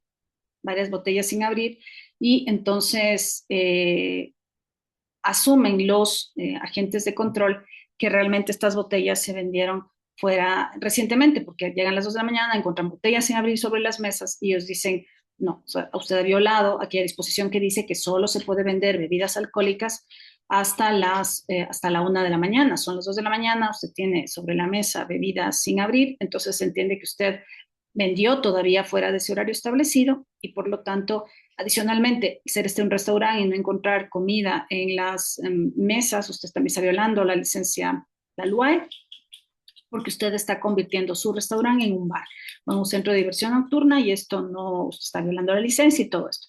Se va a un procedimiento administrativo sancionador, se le inicia todo eso y bueno, ¿cómo podría liberarse de la responsabilidad de afirmar que estos son hechos inexistentes, que no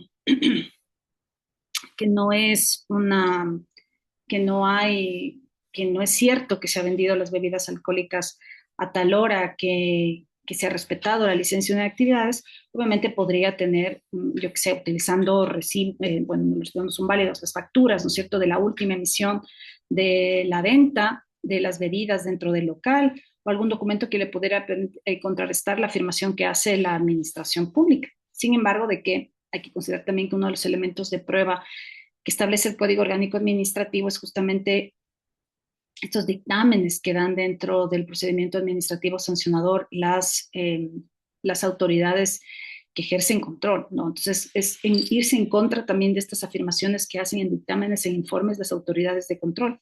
Pero usted podría tratar de demostrar que lo que afirma la autoridad no es cierto, ¿cierto? Que hay un error, porque justamente esas bebidas que encontró cerradas en la mesa se vendieron dentro del rango que estaba permitido. Hay una factura que demuestra, y si bien es cierto, no encontró la comida junto con las bebidas, también las facturas demuestran que se vendió con comida y que obviamente luego de levantarse los platos, yo que sé, se mantuvo esas bebidas. Cosas así, una cosa sencilla que se me ocurre este rato. Y podríamos pensar en cosas un poco más grandes, pero esto es un ejemplo de lo que podría pasar. Ahora, la probabilidad de éxito dependerá de las pruebas que tenga para poder contrarrestar esos hechos que afirma la autoridad de la administración pública y usted demostrar. Y el problema es que en derecho, obviamente, no se prueban los hechos negativos, sino los hechos positivos. Pero a usted, con la finalidad de poder librarse de la responsabilidad, no le va más que tocar probar que no lo hizo. Es decir, que no se vendieron bebidas alcohólicas fuera del horario establecido, que no se vendió sin acompañar un plato de comida fuera del horario establecido y que se lo hizo obviamente respetando la licencia única de actividades económicas. Entonces, hay algunos elementos a considerar y como les digo, los hechos negativos no se prueban, sino los positivos. Sin embargo, si usted quiere liberarse de responsabilidad, no le va a quedar más que hacerlo. Dos, la administración emite un acto cuya declaración sobre los hechos es equivocada, correspondiendo a una exacta, defectuosa o errónea representación de la realidad. Podría ser tal vez esta quepa mucho más en la que les planteé de ejemplo, teniendo por tal todo tipo de situaciones fácticas, aconteceres, circunstancias, personas, características, cualidades, identidad de las cosas, ¿no? Entonces, tal vez este ejemplo que les planteé le calza mucho más en el numeral 2, pero estos vendrían a ser los errores de hecho. Entonces, no tiene nada que ver con el derecho, tiene que ver justamente con estos actos que emite la administración pública y que hace referencia a hechos equivocados o a una versión de la realidad que es inexacta, defectuosa, errónea, por una serie de situaciones fácticas que no corresponden a la realidad. La tercera es porque desconoce los hechos reales y asiente en el acto administrativo hechos inexistentes, ¿cierto? Una es la realidad de las cosas, pero se hace referencia a hechos que no ocurrieron. 4, aprecia equivocadamente los hechos, asignándoles en consecuencia una relevancia jurídica de la que carecían o desconociéndoles su esencialidad. Entonces, esta es otra razón por la cual podríamos afirmar que hay un error de hecho. Entonces, el artículo 232 del COA también nos habla de los errores de hecho. ¿Y qué nos dice? Entre las causales, la persona interesada podrá interponer un recurso extraordinario de revisión del acto administrativo que ha causado estado cuando se verifique alguna de las siguientes circunstancias. 1, que al dictarlo se ha incurrido en evidente y manifiesto error de hecho que afecte la cuestión de fondo, siempre que el error de hecho resulte de los propios documentos incorporados al expediente. Entonces, aquí tenemos la posibilidad de plantear una acción extraordinaria de revisión por error de hecho, sí. Este evidente y manifiesto error de hecho debe afectar la cuestión de fondo. Obviamente, esta afirmación de hecho es la que ha motivado justamente que la decisión se tome, yo que sé, en el ámbito sancionatorio. Pero para nosotros argumentar y que sea válido justamente este recurso extraordinario de revisión, el error de hecho debe verificarse de los propios documentos incorporados al expediente. Vamos a suponer que en el expediente asoma un acta, una diligencia de inspección realizada en día tal, pero esa inspección nunca se realizó y nosotros podríamos demostrar Vamos a suponer primero que es un acto administrativo que se dictó haciendo remisión. Vamos a suponer que es de aquellas resoluciones administrativas que no están bien motivadas, porque al momento de resolver se remite un acta de una diligencia supuestamente realizada en el día tal, en la que se pudo verificar que en el local tal cosa, se vendían productos caducados, por decirles. Entonces, obviamente yo nunca participé en esa diligencia, a mí nunca me notificaron, yo no recuerdo que hayan ido, no hay constancia, a mí no me notificaron, no sé a qué se refieren, y obviamente yo impugno y presento un recurso extraordinario de revisión porque hay un error de hecho, nunca se me hizo ninguna diligencia.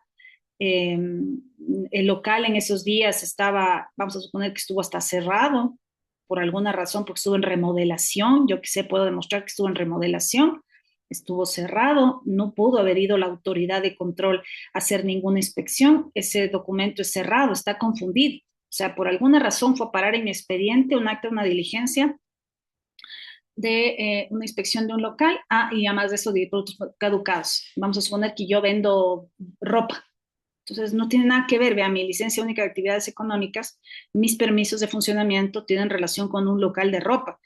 ¿Qué tiene que ver un acta de diligencia, de verificación de caducidad de productos o lo que fuera? Por darles un ejemplo.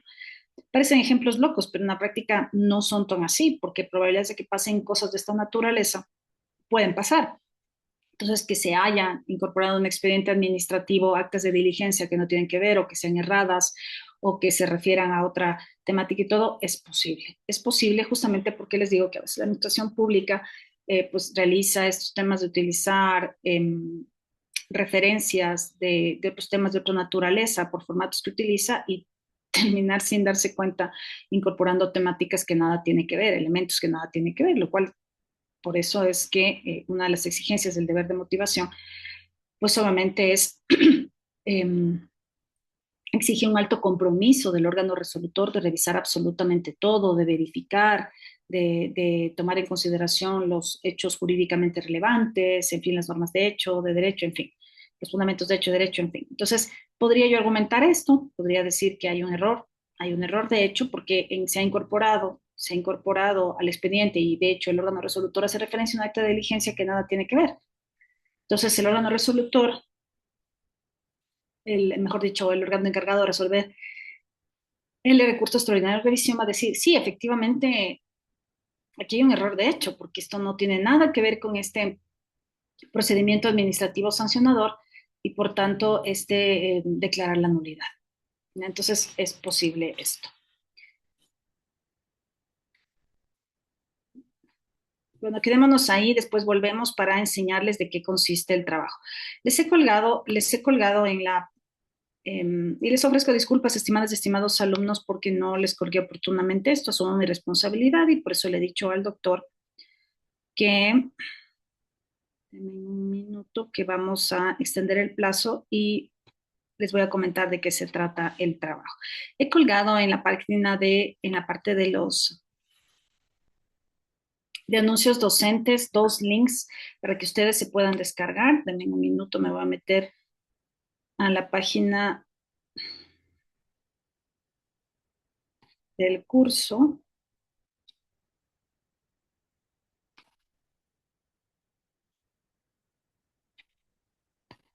Anuncios docentes.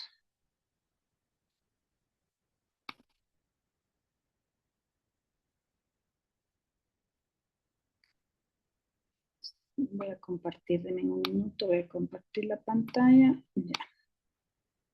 Entonces ya, estamos aquí en la pantalla. Me ingresé a la página de anuncios docentes de la página de la universidad en la plataforma y ven, aquí está, dice, estimados estudiantes, aplicando la metodología TEMIS deben resolver un recurso de apelación dentro de un procedimiento administrativo sancionatorio realizado ante el municipio de Quito.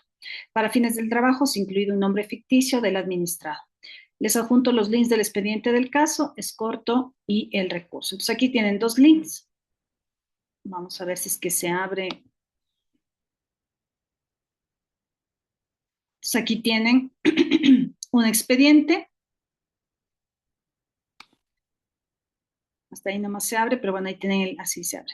Tienen el expediente administrativo, es corto, apenas tiene 21 páginas. Luego el otro link,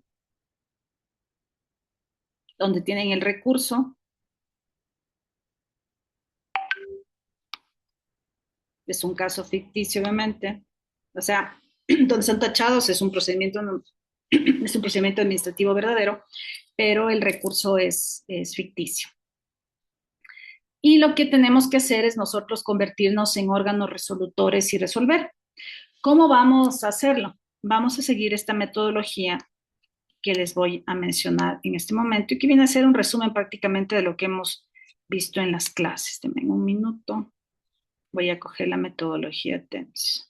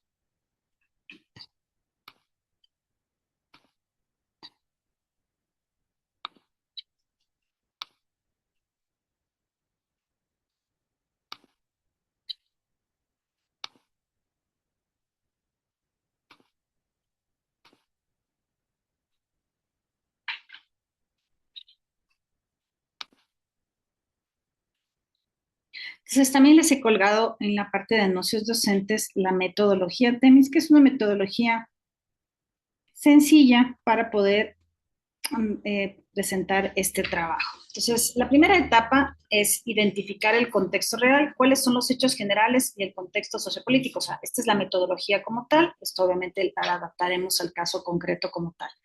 Hay que ubicar el contexto del caso. Esta etapa es una primera aproximación al panorama general del caso sin entrar en consideraciones jurídicas y responde a la pregunta de qué trata el caso. Entonces aquí lo que damos en esta metodología, en esta primera etapa, vamos a hacer una revisión, obviamente, del expediente administrativo. Vamos ahí a conocer de qué se trata el caso. Esta es la primera etapa de la metodología TEDS. Es parte integrante del análisis documental identificar el objeto del acto administrativo, dándole atención prioritaria y reflexionando realista y empíricamente sobre el tipo de problema que ese objeto contenido central del acto plantea en la práctica, en el contexto de la realidad material a que el mismo se refiere en el cual se inserta. Corresponde también identificar los hechos de la realidad que dan justificación, motivo o causa fáctica al acto administrado. Entonces, en esta primera etapa, a lo que se refiere es darnos cuenta de qué se trata el caso. En este expediente administrativo de entrada van a ver que es un expediente administrativo sancionatorio. Entonces, obviamente el objeto de esta resolución del recurso de apelación, pues va a ser mantener o no la sanción como tal que se le ha impuesto dentro de un procedimiento administrativo sancionatorio. Entonces, esta es la primera etapa de la metodología TEMS. La segunda etapa es identificar la pretensión. En esta etapa se debe aclarar lo que la persona interesada accionante busca lograr con su recurso de demanda. Entonces, se entiende que en este recurso de apelación lo que se va a pretender es dejar sin efecto la sanción, ¿no es cierto? Entonces, esa es la finalidad justamente de lo que se está planteando al yo ponerles, por un lado, un expediente administrativo sancionatorio y por otro lado, al plantearles un recurso de apelación ficticio, ¿no es cierto? La finalidad es justamente dejar sin efecto la sanción. La pretensión debe ser la expresión de un derecho subjetivo establecido en una normativa. Obviamente se entenderá que este recurso de apelación pues va a tener como finalidad dejar sin efecto la sanción, se estará apalancando en el Código Orgánico Administrativo en los recursos de apelación. La pretensión es lo que se busca lograr jurídicamente con el recurso de demanda. Esta pretensión seguramente, obviamente, va a ser la dejar sin efecto la sanción administrativa. El fin de esto consiste en facilitar la identificación de los posibles fundamentos legales pertinentes. Obviamente, ¿cómo quiero yo llegar a que sea un favorable el resultado de la apelación, pues eso es lo que estará contenido en el análisis y ustedes llegarán a determinar si procede o no procede la apelación. La etapa 3. Acercamiento al fundamento legal en el cual se basa la pretensión. El fundamento legal es la norma sobre la cual se sustenta la pretensión. También corresponde examinar la admisibilidad, los elementos formales y sustanciales, en especial competencia local, material y plazo. Entonces, una primera parte de la metodología TEMIS supone que vamos a ver si nosotros somos competentes. Soy competente para recibir el recurso de apelación, sí o no. Lo ha hecho en legal y debida forma, sí o no. Lo ha presentado en el plazo, sí o no. Todo esto. Soy el órgano competente, ¿no es cierto?, para resolver ese recurso de apelación, sí o no. Cualquier decisión administrativa judicial debe estar basada en la ley. Pueden existir normas que otorgan facultades o derechos y otras que las condicionan o limitan. Cada norma contiene criterios normativos que establecen los requisitos que se deben de cumplir para que se pueda dar la consecuencia legal indicada en la norma. Para asegurar un acercamiento a las normas y a los criterios normativos relevantes del caso, es imprescindible partir de la pretensión. Entonces ahí vamos a ver cuál es la pretensión de quienes plantean el recurso de apelación. ¿Cuál es la norma central en la cual se puede basar la pretensión? ¿Por qué estoy planteando el recurso de apelación? ¿Cuál es el fundamento? ¿Cuáles normas la limitan? ¿Por qué no podría yo haber presentado un recurso de apelación? Vamos a suponer que yo lo presenté fuera del plazo. En este caso, obviamente, para estos fines deberíamos asumir que se presentó dentro del plazo, pero vamos a suponer que estamos en la vida real, entonces a lo mejor si presentó dentro del plazo, por más que pueda tener razón, obviamente ya nos vemos limitados a conocer ese recurso de apelación porque la presentó fuera del plazo establecido en el Código Orgánico Administrativo. ¿Cuáles normas podrían resultar decisivas para resolver otros problemas del caso? Vamos a suponer que, como ustedes saben, en el tema de tipicidad, cualquier norma posterior en el tiempo que tenga que ver con el ámbito sancionatorio podría aplicarse favorablemente al administrado respecto de la sanción. Entonces, vamos a suponer que hay una norma que se dicta a posteriori que reduce la sanción respecto de una infracción y por el principio indubio pro administrado, muy similar al indubio pro reo, pues ya la sanción es mucho más leve. Vamos a suponer que hubo una reforma, como les digo, de naturaleza normativa respecto de una sanción en particular y el rato del rato, pues obviamente esto le termina beneficiando y podríamos aplicarle una sanción más baja, considerando pues este indubio pro administrado. Sin embargo, en esta etapa aún no se trata de un análisis legal complejo y preciso, sino solamente de una identificación de las normas relevantes. En esta etapa tercera se supone, y obviamente esta es una metodología que se aplica a todos los casos. Yo les estoy explicando tomando en consideración el caso concreto, y obviamente explicándoles con mayor profundidad, considerando obviamente que esta información debían haberla tenido antes, y obviamente por eso también asumo mi responsabilidad, les explico con mayor profundidad, justamente atándola al caso concreto. Sin embargo, en esta etapa aún no se trata de un análisis legal complejo y preciso. Obviamente no estamos todavía en el análisis a profundidad, pero ya nos ha pasado a todos que nosotros cuando leemos un caso de entrada, no me dejarán mentir, estimadas y estimados colegas, que hacemos una abstracción, ya en nuestra cabeza tenemos ya claro de qué se trata, por dónde van los tiros, o sea, nosotros ya sabemos un caso y vemos, por aquí puede ser o no, por aquí no puede ser, o tal vez voy a investigarle un poco más para ver si podemos irnos por esta línea o no, tal vez por aquí, o para mí es clarísimo que esto va porque va o esto no va porque no va. Obviamente eso siempre nos pasa en una fase inicial. De ahí es que a lo mejor podemos estar errados en esta fase inicial. También nos ha pasado, ¿no es cierto? Que cogemos y decimos, no, yo creo que es por aquí. Y el rato que le echamos más cabeza, le echamos más tiempo, decimos, ah, no.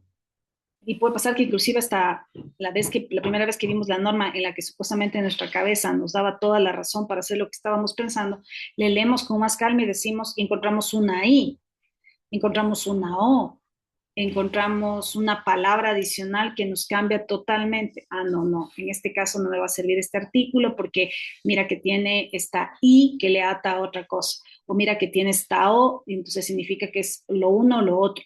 O mira que tiene esta palabra adicional que no la consideré, pero que sí me servía anteriormente y ahora no. A todos nos ha pasado, que siempre hacemos un análisis a priori en nuestra cabeza, luego de leer un caso, Y ya cuando nos sentamos, a veces ya a redactar como tal, nos sentamos ya a echarle a cabeza conciencia a un caso en concreto, decimos, no, no, no, no me sirve.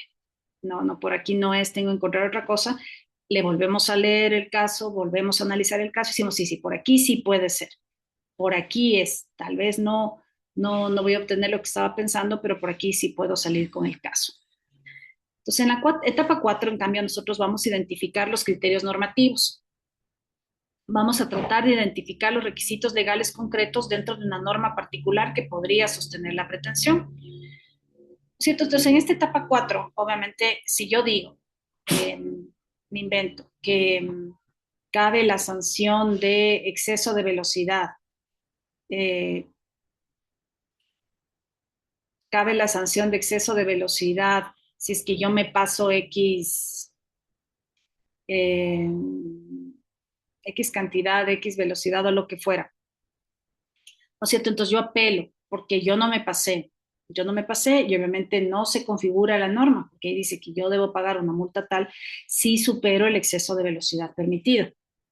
Entonces esa va a ser mi pretensión, esa va a ser mi pretensión de que no cabe la sanción por exceso de velocidad, porque yo puedo demostrar, debería que ver cómo se puede demostrar, seguramente, bueno, ahora como les graban y todo con los velocímetros, verificar tal vez con el velocímetro la imagen que le llegó, que no, está clarísimo en el velocímetro que la velocidad era X, y entonces, ¿por qué me están poniendo una multa si no excedí el límite de velocidad? Está clarísimo que no correspondía la imposición de la sanción. Entonces, ese es mi argumento. El no velocímetro, mi aparato para medir la velocidad demuestra que no he superado y sin embargo me han notificado con una multa. Entonces, aquí hay un error definitivamente y no corresponde la imposición de la sanción. Encontrar las normas y principios jurídicos aplicables al caso, sean ellos constitucionales, legales y reglamentarios. Entonces, ¿cuáles son las normas aplicables al caso? ¿No es cierto? Constitucionales, ¿no es cierto? Entonces, todo lo que tenga que ver con la competencia de la institución, que tenga que emitir, en este caso, por ejemplo, en este caso, como es un ejemplo del municipio, se entiende que son las normas vinculadas con los gobiernos autónomos descentralizados, ¿no es cierto? La competencia de los gobiernos autónomos descentralizados, eh, temas vinculados como el debido proceso, vendrían a ser normas constitucionales, legales, obviamente. En el caso de los gobiernos autónomos centralizados, la competencia de los GATS en el COTAD, del Código Orgánico de Organización Territorial, Autonomía y Centralización COTAD. En el caso de Quito, nosotros también tenemos, pero tampoco les pido que hagan referencia en todo caso. Si lo quieren hacer, bienvenidos. Si no lo quieren hacer, tampoco les pido porque no, a veces ni en Quito se maneja adecuadamente el Código Municipal del Distrito Metropolitano de Quito, que tiene más de 4.500 artículos. Entonces, realmente no les podría pedir que citen el Código Municipal porque realmente es sumamente extenso. Pero en el caso de Quito tendría que estar el órgano resolutorio, el Código Municipal del Distrito Metropolitano de Quito, porque ahí justamente está la competencia de todo esto vinculado a la potestad sancionatoria de las administraciones públicas al interior del gobierno autónomo descentralizado. Pero para el caso concreto, para este ejemplo nada más, más allá de fijarme en este tema puntual de citar el Código Municipal, realmente es la capacidad de análisis para resolver el caso concreto. Y las reglamentarias es que hubiera algún reglamento o lo que fuera. ¿Cuáles criterios normativos resaltan del texto legal pertinente? ¿Cuáles criterios son relevantes para el caso concreto? Obviamente, en este caso de potestad administrativa sancionatoria, lo más relevante va a ser justamente si se configura o no la infracción, o si en su momento se configuró o no la infracción, o lo que fuere pertinente vinculado a la potestad administrativa sancionatoria, el tipo administrativo, si se configuró o no, etc. En la etapa 4 vamos a identificar los hechos jurídicamente relevantes, revisar la congruencia entre la pretensión, la alegación, el fundamento legal y visibilizar la controversia. ¿Esto qué significa? Analizar lo señalado por las partes para identificar los hechos controvertidos y no controvertidos. ¿No es cierto? Cuando estamos, por ejemplo, en un fallo del Tribunal de lo Contencioso Administrativo o de cualquier otro, siempre, por ejemplo, el fallo del Contencioso Administrativo, cuando suele poner, pues decir, es un hecho no controvertido que con fecha tal se le notificó con la resolución administrativa tal, es un hecho no controvertido, tal cosa. Entonces, respecto de esos hechos controvertidos, nadie presentó pruebas en contrario, es un hecho en firme y sobre la base de eso vamos a continuar. y no controvertido es un hecho, en cambio controvertido, tal cosa, ¿cierto? Si es controvertido o no, algo que obviamente va a ser parte de la, o que en su momento, si estamos en la sentencia, fue parte de la práctica de las pruebas, porque obviamente vamos a practicar las pruebas de los hechos que son controvertidos, de los hechos no controvertidos y que se dan por válidos, entonces no pasa nada. En las cuales se podría basar la decisión administrativa o judicial, descartar todo lo que resulte irrelevante. Entonces aquí hacemos un ejercicio de ver cuáles son los hechos jurídicamente relevantes, ¿no es cierto? ¿Qué es realmente lo que nosotros deberíamos tomar en consideración? Porque obviamente cuando nosotros los abogados narramos un caso, presentamos un recurso o dentro del mismo procedimiento administrativo sancionatorio en el desarrollo, se producen hechos que no son relevantes, que no meritan tomarse en cuenta, que si, por ejemplo, los actos de simple administración no hace falta estarlos mencionando dentro de la resolución, ni dentro de un procedimiento administrativo, ni los actos dentro del ámbito de la discrecionalidad de la administración pública, ¿no es cierto? Que obviamente dentro de la discrecionalidad de la administración pública hay muchas actuaciones de la administración pública que se realizan, pero que no son relevantes para la resolución de un caso concreto, pero que se realizan dentro del ámbito de la discrecionalidad y que obviamente solo en la medida en que esa discrecionalidad se haya aplicado fuera del rango del, del ejercicio de las competencias o de esta camisa cuadrada que es el principio de legalidad, se entendería que debería evitar hacer referencia a esos actos de simple administración o estos actos que se aplicaron por dentro de la discrecionalidad de la administración pública. Descartar todo lo que resulte irrelevante, debe especialmente determinarse la razonabilidad tanto del acto como de las normas en que el acto se funda o que se aplica y de los hechos que lo sustentan. Entonces, obviamente vamos a empezar en un juicio de analizar pues de qué se trata, de qué se tratan los hechos, por qué se llevó adelante ese procedimiento administrativo, cuál es el fundamento del recurso de apelación, por qué consideramos que es pertinente o no, todo esto. En la etapa 6 vamos a identificar las interrogantes del caso.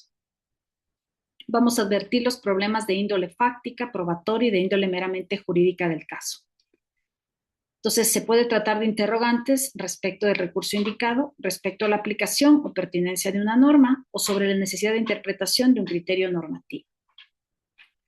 Todo esto sirve para ordenar los problemas del caso y preparar una argumentación jurídica concisa, enfocada en lo relevante. Entonces, aquí, en general, siempre van a haber los problemas del caso. Los problemas del caso van a tener que ver con que se configura o no, en general, en un procedimiento administrativo o sancionador.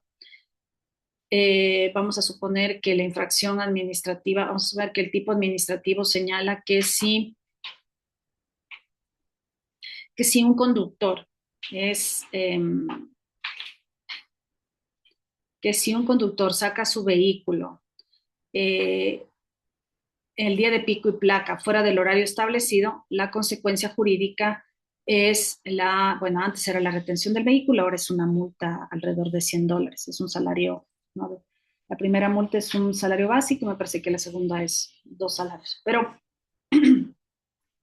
un poco más me parece, pero bueno, el hecho es que vamos a suponer que la infracción administrativa es esta, ¿no es cierto? Que quien saque su vehículo el día de pico y placa fuera del horario establecido va a tener como consecuencia jurídica, pues justamente que se le imponga la multa.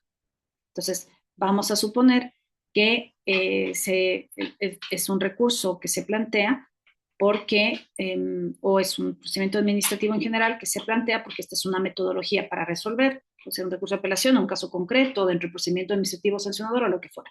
Pero el problema aquí es, incurrió Perico de los Palotes en la infracción contenida en el artículo tal que señala que si usted saca su vehículo fuera del horario establecido, será sancionado con una multa de tal. Entonces, ¿qué es lo que va a tener que revisar en el expediente? Pues obviamente, primero, si es que efectivamente las placas del vehículo pues coinciden con el día del horario de placa. Entonces, las placas de, otra pregunta podría ser, ¿las placas del vehículo corresponden al día tal que no debía sacar el vehículo porque estaba restringido por el pico y placa? Cosas así. Entonces, va haciendo preguntas para ir resolviendo los problemas hasta poder encontrar cuál es la solución que más se ajuste a derecho y obviamente dar una resolución de un fallo motivado. en este ejemplo que les planteo, que puede ser tan sencillo, pero sin embargo sí nos permite hacer algunas preguntas. Otra pregunta que podríamos hacer en este caso tan sencillo, que tal vez la resolución sin duda alguna no será difícil. Otra pregunta, otro problema planteado podría ser, se le sancionó al conductor o a la conductora al haber planteado, al haber pasado el horario de pico y placa, al haber circulado con su vehículo fuera del horario de pico y placa, ¿sí o no? Se le impuso la multa, porque pongámonos el ejemplo, como les decía, que esto es relativamente nuevo, tiene algunos meses, se le retuvo el vehículo en vez de ponerle la multa. Entonces, se le impuso la multa, la consecuencia jurídica que se le impuso, yo que sé, a la conductora o conductor, ¿fue la multa o hubo otra consecuencia jurídica? Vamos a decir que en el supuesto no consentido se iba a determinar que en lugar de ponerle la multa le retuvieron el vehículo. Entonces ahí sería terrible porque obviamente la infracción, y porque vamos a suponer que la gente metropolitana ni se ha enterado que ya se reformó esa norma, y ya no cabía que le retenga el vehículo, sino que solo le notifique para que pague la multa. Vamos a suponer esto. Entonces, hay algunos, dependerá del caso concreto, aquí les paseo este caso hipotético, para ver qué problemas tiene el caso. Porque el problema en este caso puede ser, sí o no, saqué el carro fuera del horario que estaba permitido. O sí o no, me aplicaron la sanción que correspondía. ¿Ya? Entonces, todo esto podría ser. Entonces, son interrogantes que nosotros nos planteamos respecto de un caso concreto o sobre la necesidad de interpretación de un criterio normativo. Tal vez hay un artículo que requiere que nosotros interpretemos adecuadamente y aquí es los problemas que hablábamos al inicio de estas clases, cuando hablábamos de la racionalidad y la razonabilidad y el problema que también reviste cuando las normas, cuando las disposiciones jurídicas, tanto a nivel legal como reglamentario, como en las ordenanzas, como los instructivos o lo que fueran, no están redactadas adecuadamente.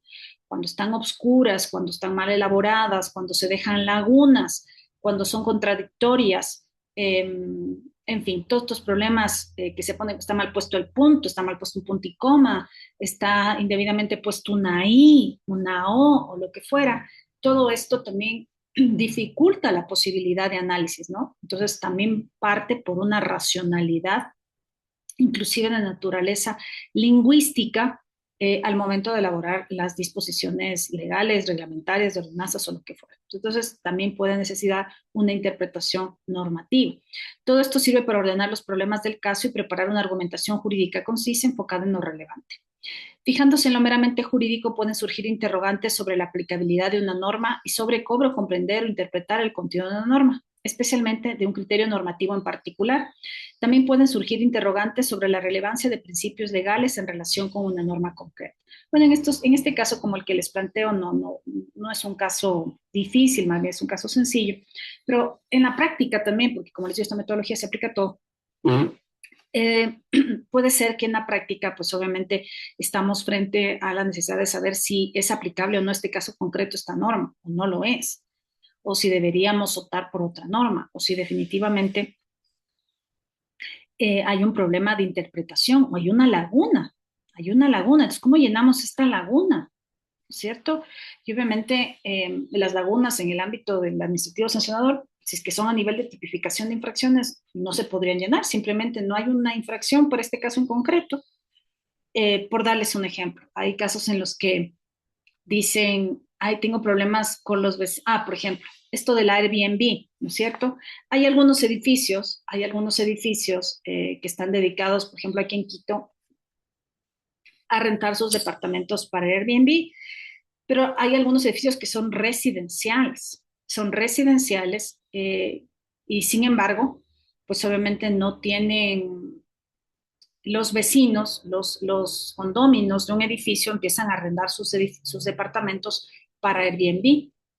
No hay una autorización de los arrendatarios, mejor dicho, de los condóminos, sino que empiezan a entrar permanentemente al edificio donde vivimos, ¿no es cierto? A suponer ese caso, personas. Entonces uno se empieza a preocupar y dice, bueno, qué raro que en este departamento entren de forma frecuente personas. Y, pero, ¿y qué pasa? Entonces le preguntan al guardia, vamos a poner este ejemplo, y el guardia les dice es que no, lo que pasa es que está dedicado a Airbnb. Le digo, pero usted les conoce, les pide la cédula. Algunos dicen, no, entran por el parqueadero, van directamente al departamento y ni se les ve aquí. Solamente se reúnen los condóminos y dicen, vamos a presentar una denuncia al municipio porque nuestro vecino está arrendando los departamentos de Airbnb, para Airbnb. Bueno, la verdad es que en el Distrito Metropolitano de Quito no hay una regulación por la cual el municipio podría entrar a sancionar, utilizar los departamentos. Habría que configurar, ver si es que esto puede o no constituir una infracción. Eh, no hay una infracción de esta naturaleza de usar los departamentos para Airbnb. No hay una disposición que regule este tema. Entonces, obviamente, ahí hay una ausencia de norma, hay una ausencia de regulación. Y obviamente, como habrán edificios que ahora, en cambio, se construyen exclusivamente para Airbnb en Quito, y hay elementos, hay edificios que solo son para arrendar apartamentos, hay edificios que son residenciales y que se están utilizando para esto. Obviamente, vienen las molestias de los vecinos, presentan denuncias en la Agencia Metropolitana de Control porque se están utilizando los departamentos para Airbnb, pero es que no hay un marco normativo claro. Tal vez podría verse por el tema de las licencias del edificio que son residenciales y la actividad económica para la que se están utilizando son fines comerciales, pero hay una complicación en el tema de ciertas figuras administrativas que se pueden dar en el ámbito sancionatorio porque hay vacíos. Entonces, si usted está frente a un vacío, ¿cómo hace? O sea, como autoridad de control no tiene una regulación y todo esto. Y como les digo, esto justo me comentaba una amiga que decía, es que voy a ir a presentar una denuncia porque mis vecinos están utilizando para Airbnb y hay un grave riesgo a la seguridad, porque obviamente con toda esta problemática que tiene el país, si tengo hijos chiquitos y yo veo que mi vecino, mi vecina está utilizando el departamento para Airbnb y yo tengo miedo que me pase cualquier cosa, algo, así que le voy a denunciar. Pero realmente es un tema donde los gobiernos locales no se pueden meter, por lo menos hasta que no tengan alguna regulación y habría que ver qué tipo de regulación podrían hacer en este tema del Airbnb. O sea, entonces eso resulta complicado. Entonces, capaz que en algunos otros GATS puedan tener regulado, pero en Quito sí se está presentando ese problema de los edificios que son residenciales y se están utilizando para otras finalidades. Ahora hay una normativa en la que dice que los gobiernos locales tienen que regular y todo esto, entonces habrá que esperar, pues obviamente, que se hagan todas las regulaciones para el uso de los departamentos en edificios con esta finalidad. Ahora hay acciones de protección que se han planteado aquí en Quito en contra de arrendatarios, mejor dicho, arrendatarios han planteado acciones de protección en contra de los administradores de edificios o de las juntas de edificios por no dejarles hacer Airbnb. Y obviamente los edificios han ganado argumentando obviamente que la propiedad tiene un límite. El derecho a la propiedad tiene un límite.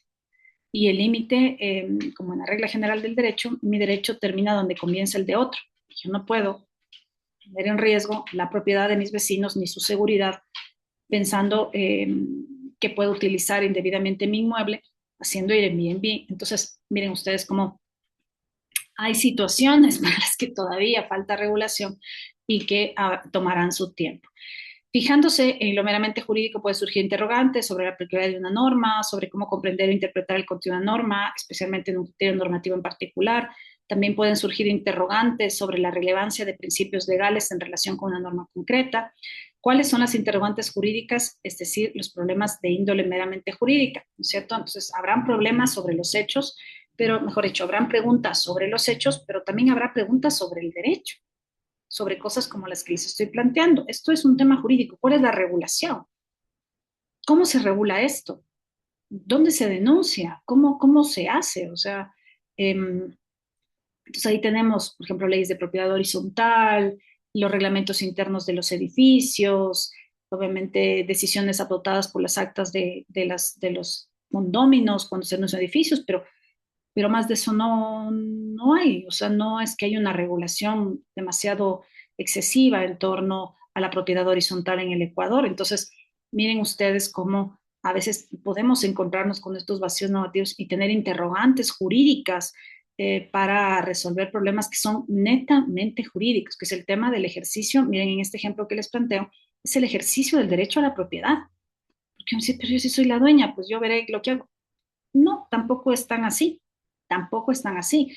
Tan así es como, por ejemplo, cuando usted tiene un jardín, no es que usted puede coger y mandarse ni siquiera una pérgola, se puede mandar si está en un edificio, sin pedir autorización a la junta del edificio, porque a lo mejor usted podría alterar la fachada.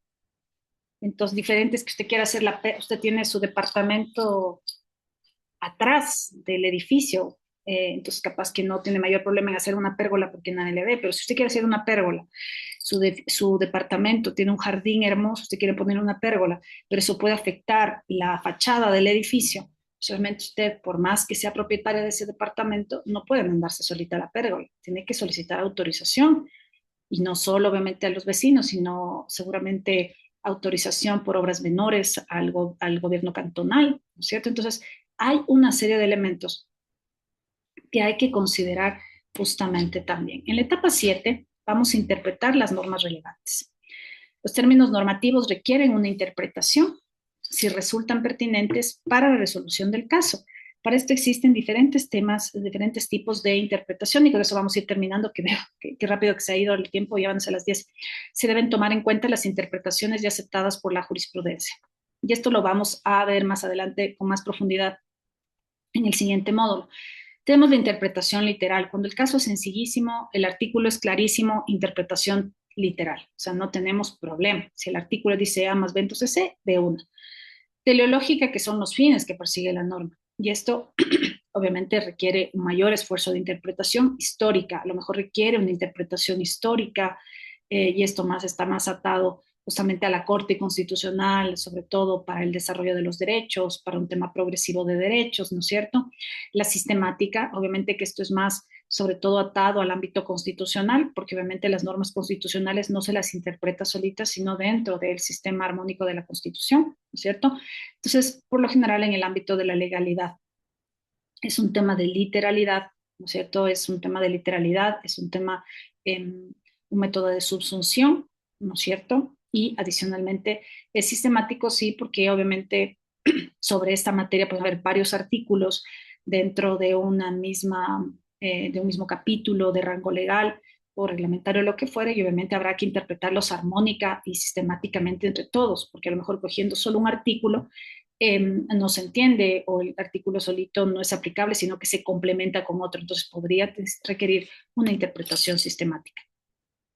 Además, la interpretación debe estar en conformidad con ello, con la Constitución. Por ello, cabe preguntarse, ¿es la interpretación compatible con una norma de nivel superior? ¿Esta interpretación que estoy haciendo es compatible con la Constitución? Obviamente tenemos que, de ley, si estoy haciendo una interpretación que está violando el derecho al debido proceso, obviamente es una interpretación totalmente inválida, ¿no es cierto? Esa interpretación que estoy haciendo en la norma está jalada de los cabellos porque está violando la Constitución. Entonces, de ley, tengo que regresar a ver a la norma jerárquica superior. De ley, tengo que regresar a ver a la Constitución. Y a lo mejor también a fallos de la Corte Constitucional, a fallos de la Corte Nacional, por ejemplo, y no solo con la Constitución, sino es interpretación compatible con una norma de nivel superior, con un fallo de la Corte Constitucional, con una resolución de la Corte Nacional. Tengo que regresar a ver. En este punto no se trata simplemente de determinar cuál método de interpretación se aplicará para interpretar la norma, sino de razonar por qué se estaría optando por una de ellas y justificar el resultado de la interpretación. Si la jurisprudencia ya hubiera realizado una interpretación de un concepto jurídico relevante, es aconsejable seguir el mismo camino argumentativo. ¿Ya?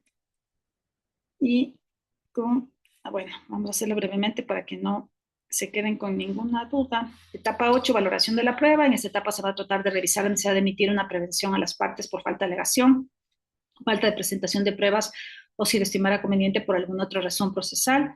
El derecho debe asegurar que hay prueba documentada que proporciona una base racional o lógica para la decisión. Este es efectivamente un producto del razonamiento a partir de la prueba.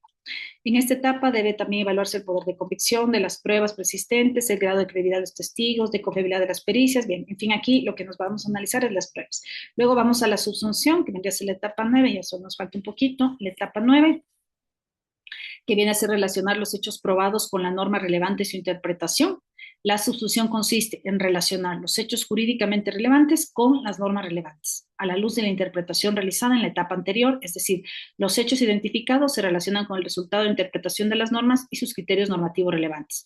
Las normas relevantes se entienden como las normas ya interpretadas. Si los hechos coinciden con la premisa legal establecida o interpretada, aplica la consecuencia jurídica establecida en la norma y se deben elaborar resultados concretos. Es decir, que vamos a frentear los hechos con el derecho y ver si incurre o no en la infracción.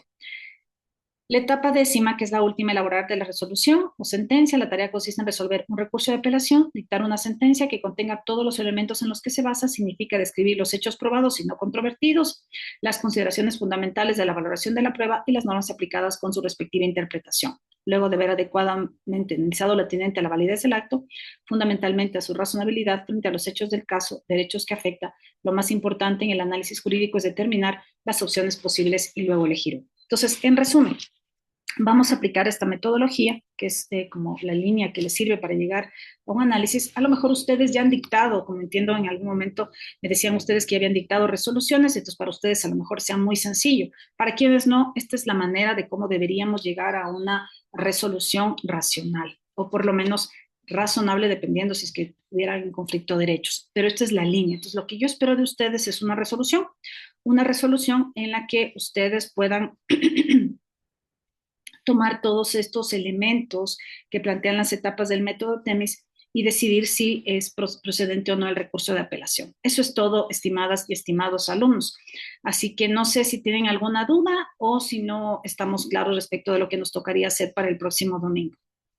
Doctora, una pregunta.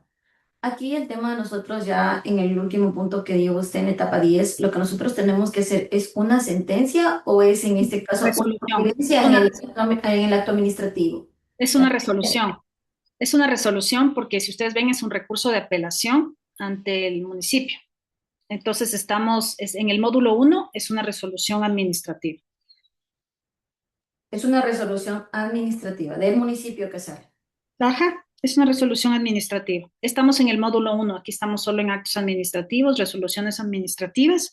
Para el módulo 2 ya nos vamos en cambio a los temas judiciales. Entonces, lo que yo espero de usted, Nicolette, lo que yo espero de ustedes es una resolución del recurso de apelación siguiendo la metodología TEMS, que viene a ser una guía para que les ayude a Doctora, resolver de esta manera. Nicolette. doctora, una pregunta. ¿La prueba de usted de la unidad 1 cuándo sería? ¿Hay una fecha Pero tentativa? acabamos clases el domingo, porque esta recién es la cuarta clase y son 5. Ya, sería El entonces lunes el otro domingo. sería a partir, verá, el año pasado nos hicieron que les dejemos abiertos como 3 días, que vendría a ser desde el próximo lunes, martes, miércoles, algo así. Entonces, entendería, ya voy a hablar con el doctor Mogrovejo, que me imagino que pasaría lo mismo, tendría que abrirles lunes, martes, miércoles, para que puedan dar la prueba. Ya voy a Ok, verificar muchísimas con el doctor Mogrovejo, pero sería así. Dado que son 5 clases, corríjame si me equivoco, esta es la cuarta, la próxima es la quinta, para acabar la unidad 1. Entonces, el lunes, martes, miércoles, algo así, salvo que el doctor Mogrovejo me disponga algo diferente, estaría abierto para que den la prueba escrita. Doctora, sí, así mismo es como usted lo está Ah, indicando. ya. Gracias, doctor. Doctora, entonces sería la semana más o menos aproximadamente nuestra evaluación, la semana del 9 de febrero. No, denme un minuto, voy a abrir el calendario. Regáleme un minuto, doctor. Sí, del 9 sería. Ya, gracias, doctor. Claro, estamos domingo 1, el otro es 8, entonces sería, si dado que está aquí el doctor Mogrovejo, sería, el examen estaría abierto 9, 10 y 11. ¿Estaría bien, doctor? Perfecto, perfecto. Entonces el examen estaría abierto el 9, el 10 y el 11 de febrero. Doctora, otra pregunta. Nuestra prueba sería en razón de todo lo que nos ha dado, todos estos procedimientos sobre racionalidad y todo eso de cómo se hace el acto administrativo, nulidades y todo lo que hemos visto durante estas clases. Ya les voy a colgar todas las presentaciones para que vean. Es una prueba sencilla. O sea, nunca ha habido problemas en la evaluación, así que no se preocupen por eso. Les voy a colgar todas las presentaciones. Terminamos la clase, ya más tardecito van a ver colgadas presentaciones. No les voy a tomar nada más de aquello que ven en la presentación. Así que por ese lado pueden estar tranquilos. Muchas gracias. De nada. ¿Alguna otra pregunta, Muchas gracias, estimados, doc. estimados alumnos? ¿No? Chévere, ha sido un gusto doctora. compartir con ustedes. Doctora, este trabajo tenemos que presentarlo ¿hasta qué fecha? Hasta el domingo. Ya les puse en la plataforma, les amplié el plazo hasta el domingo. Como yo le decía al doctor, asumo mi responsabilidad porque no les colgué, no me di cuenta que no les colgué completa la tarea, así que por eso es que es hasta el domingo y ya les amplié el plazo. Ya, muchas gracias. A ustedes, estimadas y estimados alumnos, nos vemos el próximo domingo. Un buen fin de semana. Un cordial saludo, doctor, para usted también. Saludos, doctora. Gracias, doctora. Muchísimas gracias, Buenos doctora. días, Buen día, gracias. buen día, compañeros.